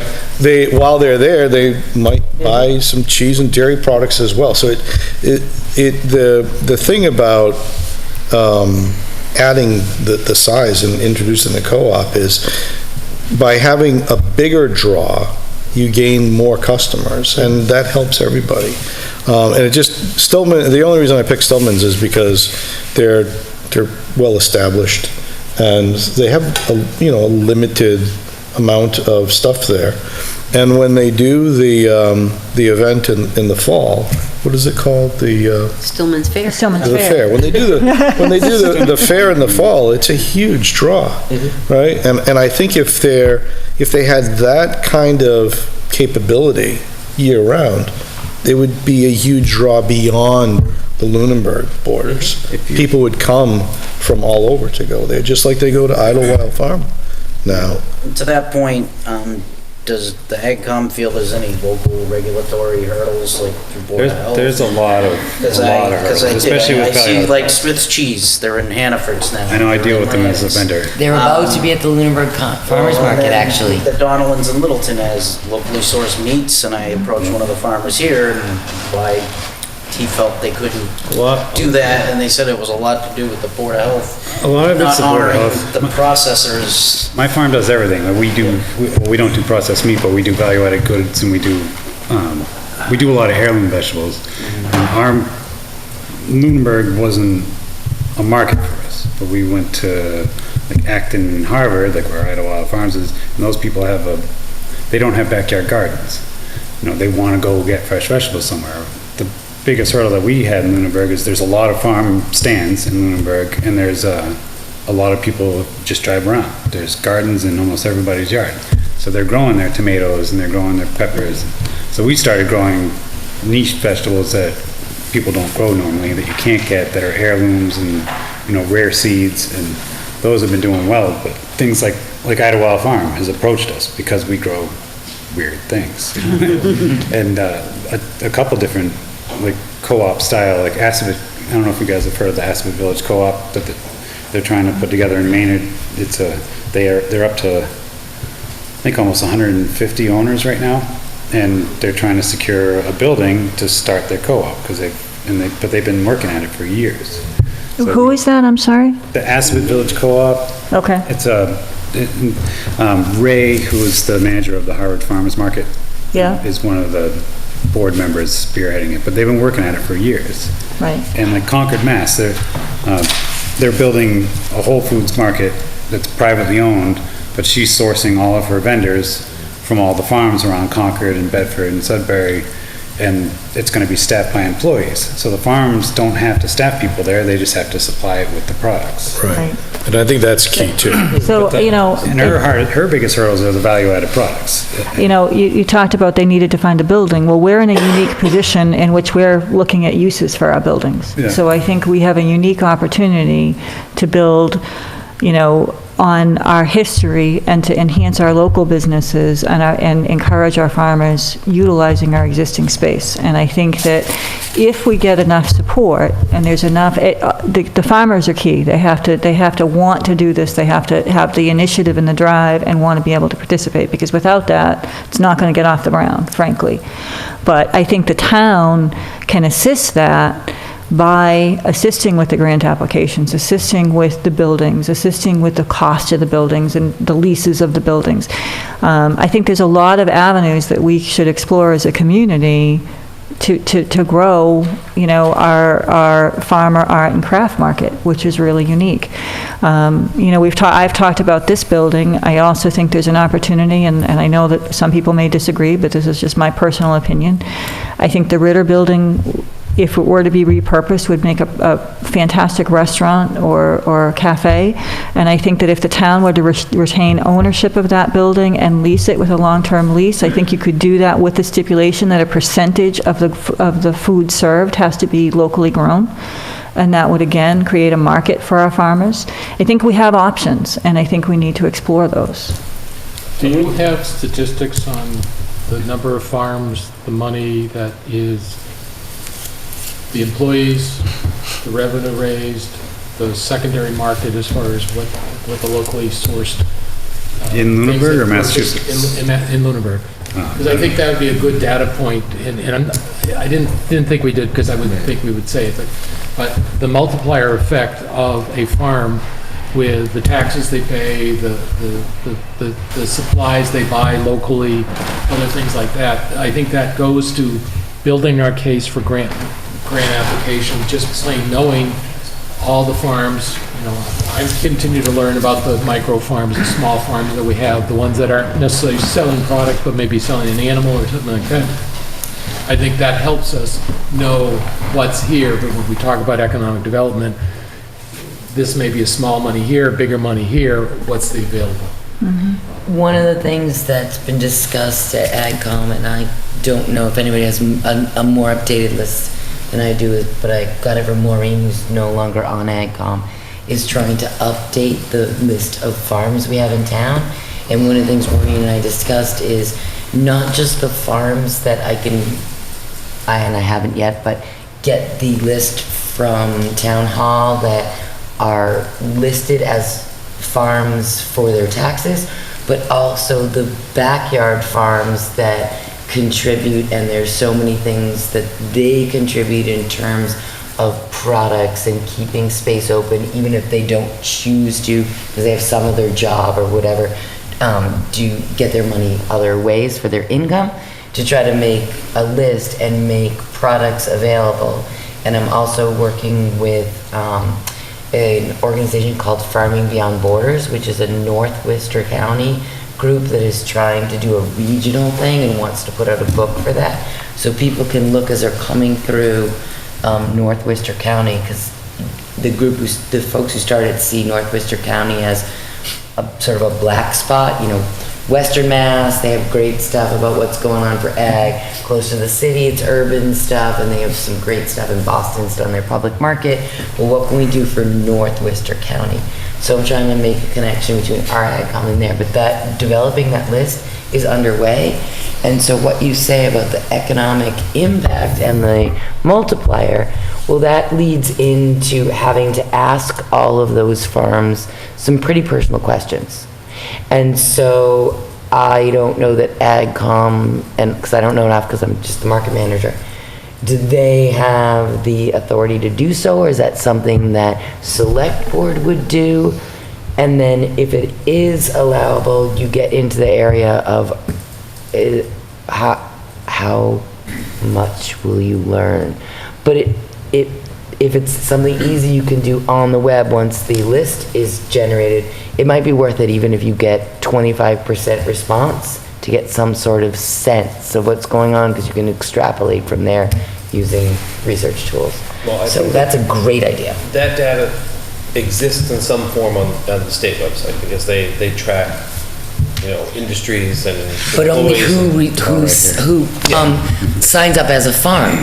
Correct, but if you're not signing up as a farm, you're not a farm, so you can't be part of a census. I mean, no, you can make products. You're part of ag, and you can have a registered kitchen, and you can sell value-added food, and you can sell all sorts of things that are ag. You just can't get the taxes, the tax subsidy. You can't get can't have a farm plate. You can't have the burn plate, but you can make money from agriculture without being a farm with the tax benefits of being a farm. You just have to find those people individually. I'm not saying you can't. No, right. That's what I'm saying. So there's a lot of those in Lunenburg, and particularly when I helped with Unifier Festival, it took me 1 week to supply the entire thing with eggs from backyard farms that were legally selling them to me or donating to me or to the event.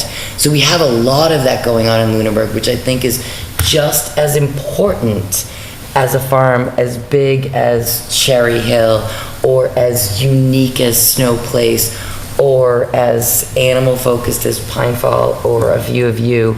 There are these small farmers who are doing things that either supplement their income or keep the space open, and they're part of the people who answered that survey that says, why did we move to Lunenburg? We can come have 6 chickens in our backyard, and we feel like we're part of the ag community, and we go to the farmer's market. I mean, isn't that kind of what we're talking about? Let me tell you something I'm hearing here. I hear some really good things about, why can't we be like Idlewild? Why can't we drive an agritourism environment? Why can't we use town buildings to accomplish some of this? What I'd like to have us at least begin to think about is who's we. Is this an economic development committee? Is it something smaller, agriculture-specific farm market committee? Is it a group of enthusiasts? Is it a group of professionals? Whose day job, or at least passion for the next X number of months, is going to get us from where we are now to whatever we want to be? Because, I don't think it's the day job of the BOS or the Ag Commission or the Planning Board, but it may be some other group of people that's made up of people from there. I think Heather had recommended several months ago that the selectmen look at appointing an economic development committee, and I think that's important. I think that the economic development certainly can be a starting point and work with groups such as the Planning Board and the Agricultural Commission. Obviously, I would think that a member of the Planning Board would be on the Economic Development Committee. And I actually think that the town manager recommended an actual makeup of the committee. But I think that's a starting point. Do they eventually come back to the town and say, okay, we need a consultant for this, we need a consultant for that? Absolutely. But obviously, it's going to be key that the Economic Development Committee work with the Board of Selectmen, with the Planning Board, with the Agriculture Commission, with potentially the Conservation Commission, if we're going to look at an ecotourism, agritourism. So I think to me, it's a starting point, is an Economic Development Committee. And I do think, I know the Building Reuse Committee has disbanded, but I do think that, and this is my personal opinion, and I know some disagree, but I think the Building Reuse Committee is linked potentially to economic development, because I think that having municipal space available to enhance existing farms and existing businesses is key. I also think that marketing and a partnership with the town on the website is key. I've attended numerous economic development conferences, and one of the biggest things that I've heard over and over again is the community has to market itself. And if we want to market our farmers and we want to market our uniqueness, our ecotourism opportunities, such as our trails, et cetera, then we need to do that. And I think the economic development can kind of package that all together for presentation to the board and then ultimately the town. I think whether it's the Economic Development Committee who finds these people or not, but someone's got to form that co-op. The Right. people who are actually selling the goods need to form the co-op. Right. Whether it's the business town partnership that we've started that kind of starts to foster that or whatever. But I mean, the town has, similar to the skate park, the town has a ton of space. You had a group of people who wanted to do something and say, hey, we got the space for you to do it. Yeah. But what we don't have is time, money, and personnel to make it happen. You need the people who have the time, who are going to make the money, and put in the personnel Agree. to actually do it. I agree wholeheartedly, but I think that a committee needs to do the outreach. I think that, to reach out to those farms, to try to bring them together. And frankly, it may, as I said, if there's not a strong interest on behalf of the farmers to do this, it's not going to get off the ground.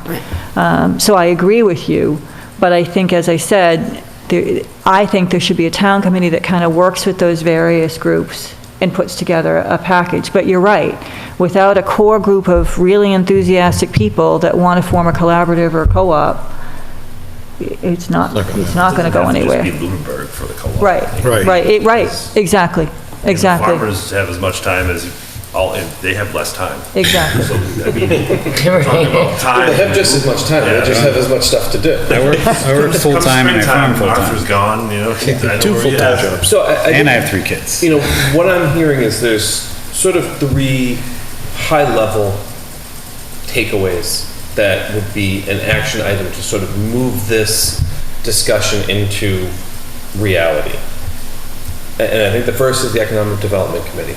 And I think that committee isn't necessarily only focused on this, but this seems to be the task that's kind of risen to the top that, okay, let's do this first. And I think the building reuse committee sort of did their job. They said, here's what the buildings are, here's kind of what we think, here you go. And they said, we're done, we're gonna fade off into the bushes and go hide. But I think the Economic Development Committee can now take that and say, okay, we have these buildings. If we're looking to do something with them, is there an economic purpose, or do they fit into some of our goals? So they kind of assume that responsibility, because the buildings are still under town control, they're still all, in the condition that they're in, and anything that goes forward is gonna need town meeting action, there's gonna need to be some funding, there's gonna be some capital improvements, so really all they're doing is similar to what the Building Reuse Committee did, is identifying something, making recommendations for this committee to move, for the Board of Selectmen to move forward. So that would be the first thing, is get that Economic Development Committee seated, sort of get their feet under them and get them sort of coalescing together into some sort of action. The second is, what is the interest in the co-op? Because as was just discussed, if there's no interest, there's no co-op, and this whole discussion kind of goes away, and we're coming at it from a different angle. I think that really the Ag Commission is probably best suited to start that conversation, maybe in conjunction with the Economic Development Committee as a, hey, this is what we want to do. But in theory, the Ag Commission is made up of farmers and farm adjacent people and, people who are soulfully farming. And they know these people. They can have that conversation, whether it's over coffee at an Ag Commission meeting or whatever. Or on the farm. Or on the farm, yeah. And as that starts to coalesce, if it does, and this is, we've got this, these 20 people who are really into it, where's going to make the most sense for them? Where do they see that co-op being successful? Because we could say, oh, let's put it here, and they could say, that's never going to work because of this, that. And so there's a conversation to be had between the Ag Commission, the farmers who are interested in the Economic Development Committee at that point. And then the last is, how are we going to define agritourism? I mean, it's like ecotourism. What is it? I mean, pornography, I know it when I see it. It's a word that gets used that has different connotations that everybody sort of gloms onto and is like, yeah, it's the hot thing. So yes, and maybe that can be in conjunction with this year-round market or this co-op, and they can sort of co-locate and they can feed off of each other. But what does it mean? How do we want to start it? Who's interested in participating? And, I think, again, that's sort of a joint conversation with the Ag Commission and this Economic Development Committee. And I think until those three things are really clear, because right now we've got a lot of ideas, we've got a lot of perspectives, and, really the boots on the ground, we have one farmer here who's, two farmers. Four. Day four. Okay, so, but, we're talking about Know your farmers. There's a lot of farms in Lunenburg. So until it's clear that we have something from the boots on the ground that they're interested in, we can get people who are going to do this, we're really just throwing spaghetti at the wall, hoping something sticks. And I think that, we've had a great conversation, and I think that's a good direction to start moving in. Agree completely. Yeah, I agree with Adam. Agree. In the interest of moving us along a touch, the town manager had a kind of a straw of what an Economic Development Committee might look like. It's clearly a selectman duty to form one and recruit board, et cetera, but her suggestion was one member of the Ag Commission, one member of the Conservation Commission, one member of the Open Space Commission Committee, one member of the Planning Board, and one member of the BOS, and 2 citizens. Now that gets you up to 7. You have quorum issues, maybe you structure it in some way like the alternates, where you only, you work around the quorum. Yeah. You work around the quorum issues. My 2 questions for input to the selectmen from this group right now is that who should attack what we talked about tonight, or are we looking for a more granular subcommittee to work this? I think Just that's input. a start. Hold and on, then- one second. Yeah. And then secondly, just sound like the right composition.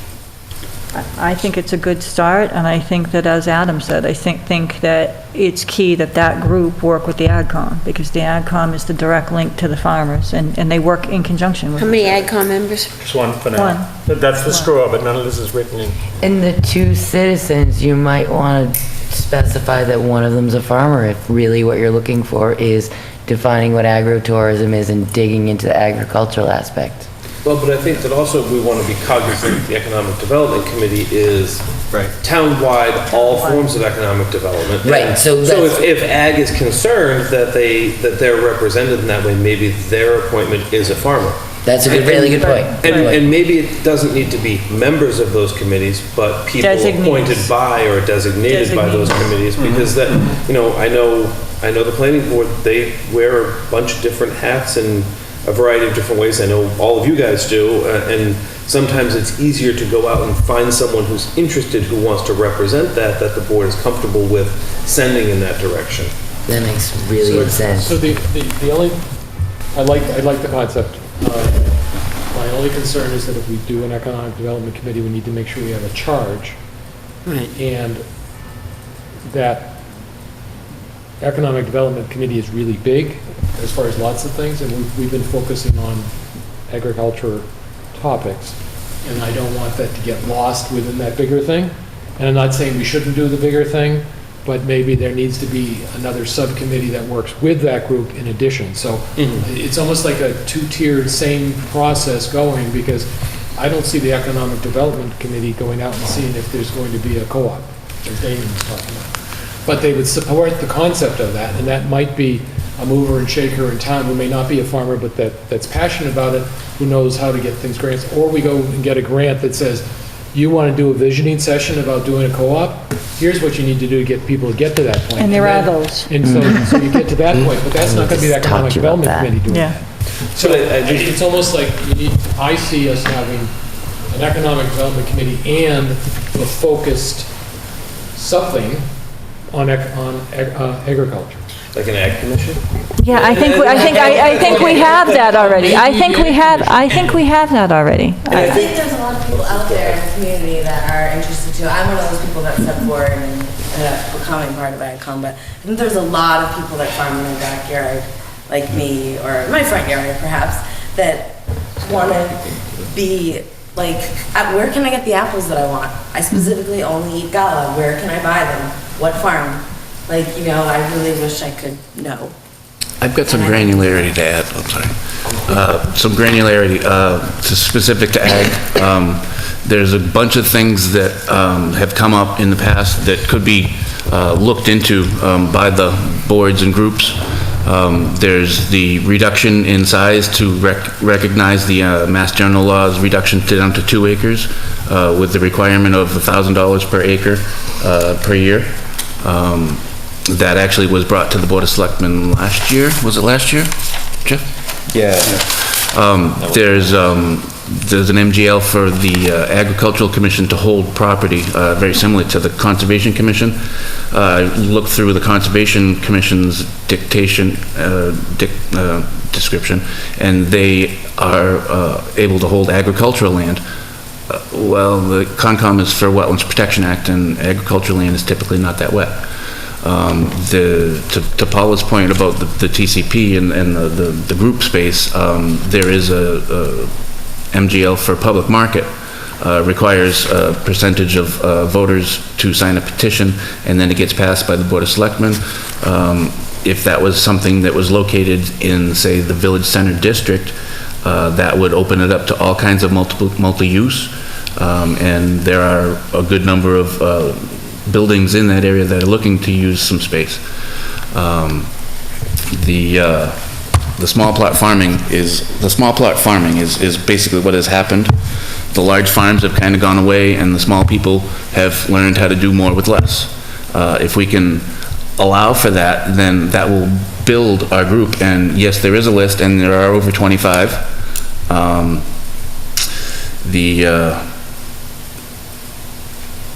So we need to embrace our right to farm status, lessen our farm size requirement, and give the new generation blah, blah, blah. 2 to 5 acres. Encourage the citizens to adopt the public market. So, Matt, I just have a question on the public market, and a point of clarity is for the whole conversation we've had.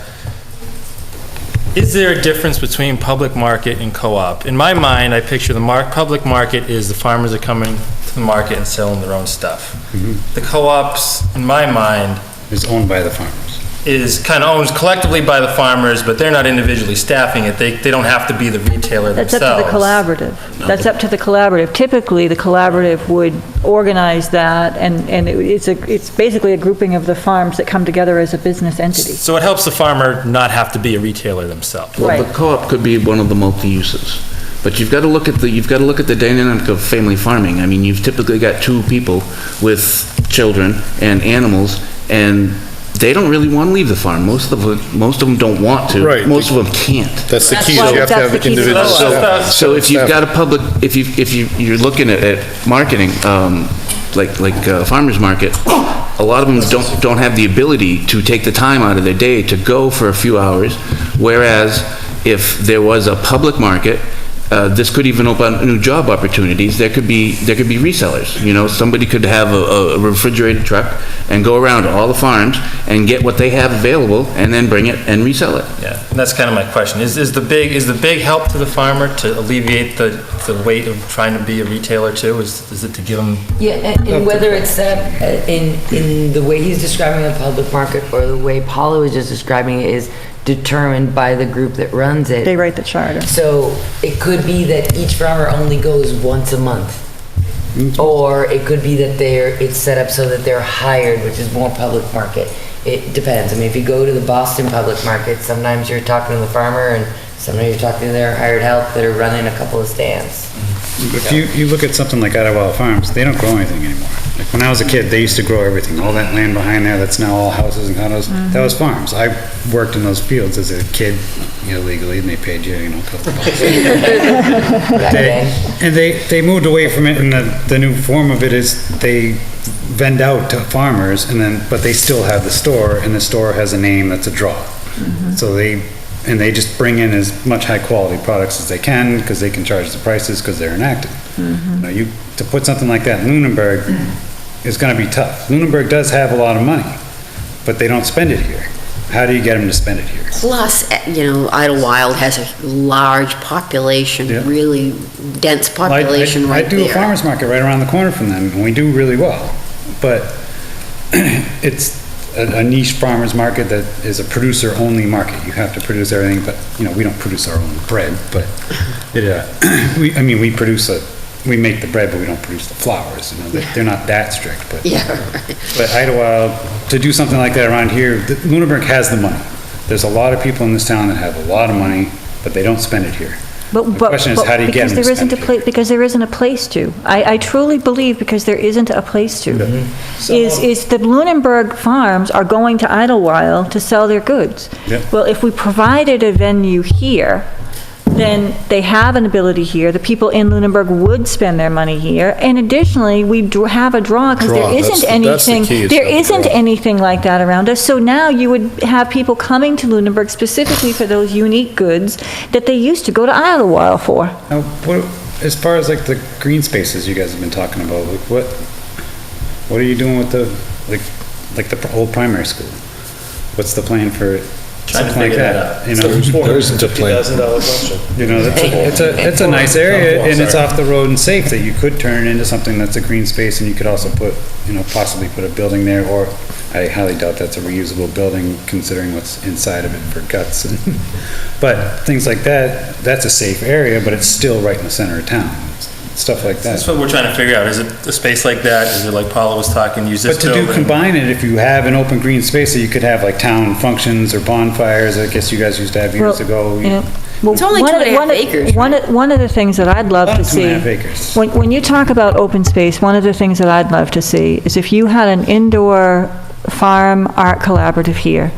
If you walk out of the building and walk down Memorial Ave, and if Passios were to become municipal buildings and community space, which is, again, this is something I plan to bring up in May, is have the municipal building in one wing, community space in another, potentially a rental space in the back.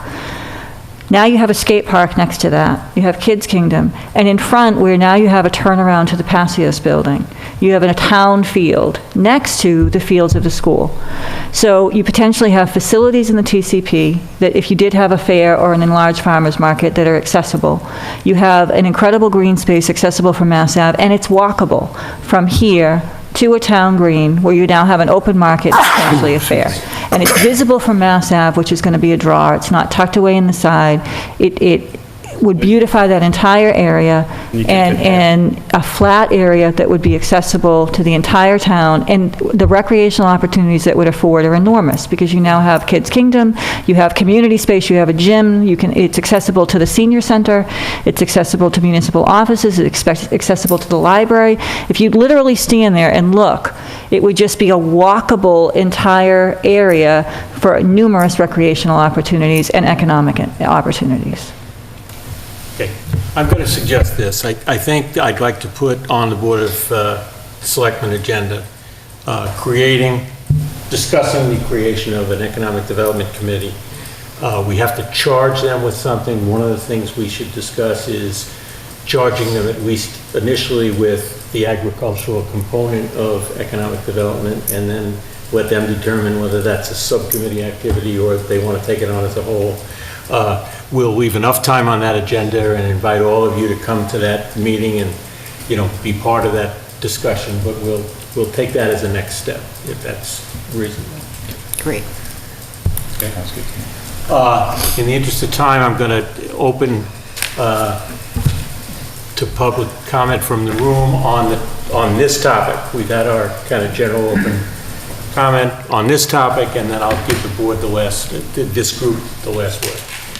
If anybody would like to make a public comment, I'd appreciate it if they'd come to a microphone and tell us who they are. Okay. Public comment. Anybody here want to say something for posterity? I would like to say something for posterity. One of the things Ryan spoke to, and a lot of us know, I was brought here as a 3-year-old, and I'm still here for a reason. Arthur came here for a reason. People either stay or leave or come here for the reason of this land, these farms, whatever. The appeal of the community, the visual appeal, the vibe, whatever you want to call it. In the beginning of this, obviously whatever happens, it's important that it supports itself in some way.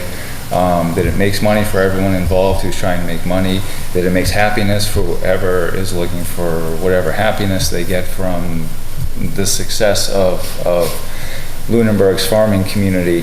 And in listening to all of the discussion, I'm thinking back to, I don't know who may have been at the table or at the meeting, the sawmill zoning variant, when Mike Savageau was still here. It became very important to me in thinking about that for these bigger but not big enough pieces of land in town, that a lot of us are very afraid that they'll become houses. We want to keep that open space. That making it either economically viable for a backyard farmer, sort of what Matt was talking about, supporting the opportunities for the small farms is very important.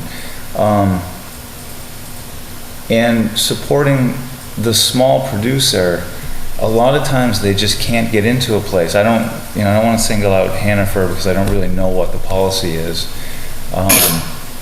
But in a retail situation, a small producer a lot of times can't get in there because you have to produce this many per week. We need your carrots, we need this many of them per week.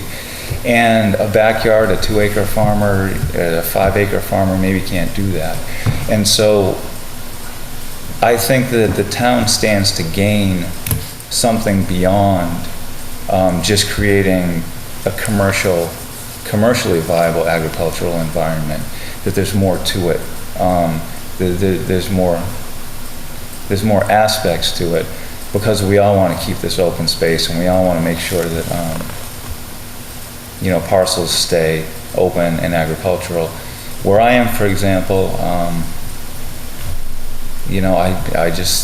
want it to be Arthur's test crop area. I want it to be, the Dupuis hay place. I'd love seeing a drizzly, miserable, rainy day, and see Ryan and Arthur show up in the rain to do plowing. And it's like some of us are in it for the aesthetics of it, the love of what the town's like. But in the beginning, I think that the town should consider, like, that the support might not immediately turn into a direct economic engine, but it's an investment. It's an investment. Yeah, in the town, actually. Yep. Got back to Hi, I'm Ian Kimball. Some of you may know me, but I live across from Cherry Hill Farm. I grew up on Cherry Hill Farm. And I'm kind of getting more and more involved back there again with my grandparents. And I think just knowing that these conversations are happening and knowing how much Lunenburg wants to embrace agriculture and make these things happen is wonderful to hear. And I think with the AgCom and whichever other committees are most appropriate, but reaching out to farmers and letting them know that these conversations are happening and then working together with what's right for the town and what's right for the farmers. And some like to do their own thing, some will want to be involved, but kind of setting up the situation so that everybody can gain from it, I think is really, some surveys and some conversations and how everyone can kind of work together. I think there's a lot of good things that can happen from this, and I'm excited to be a part of it in the future, whatever it is. I'd love to see any number of the things that we've talked about, but just as a way for make Lunenburg a destination to see farms and let us all sell our goods together. And it won't be easy, but I'm just thrilled that these conversations happen. So that's it. Thanks. Thank you. Okay. Yeah, I'm going to ask everybody to sit tight just for a second while we do our business, so it's quiet, and then you can all go and enjoy the rest of your evening. Would the planning board like to adjourn their meeting? Yeah. Move to adjourn? Second. All in favor? Aye. Aye. AgCom? move to adjourn. Second. All in favor? Okay, and I'd like to entertain a motion to enter executive session under Mass General Law, Chapter 30, Section 21, Reason Number 2, to conduct contract negotiations with non-union personnel. If any open meeting may have a detrimental effect on the government bargaining position, and the chair declares so. That's the town manager contract. And a second, to enter executive session under Mass General Law, Chapter 30, Section 21, Reason Number 3, to discuss the strategy with respect to collective bargaining or litigation. If an open meeting may have a detrimental effect on the government's bargaining or litigating position, the chair declares so. On the Public Employees Committee negotiations for healthcare changes, not to return to public session. So moved. Is there a second? Second. All those in favor? Mr. McQuaid? Aye. Mrs. Lutz? Aye. Mrs. Bertram? Abstain. You're going to be here I for am the not- first no. part? For the town manager one? Oh, yes, okay, aye. And then you're going to leave. Okay, Okay. fine, I'll make that note of that. Mr. Ebersol? And I for myself.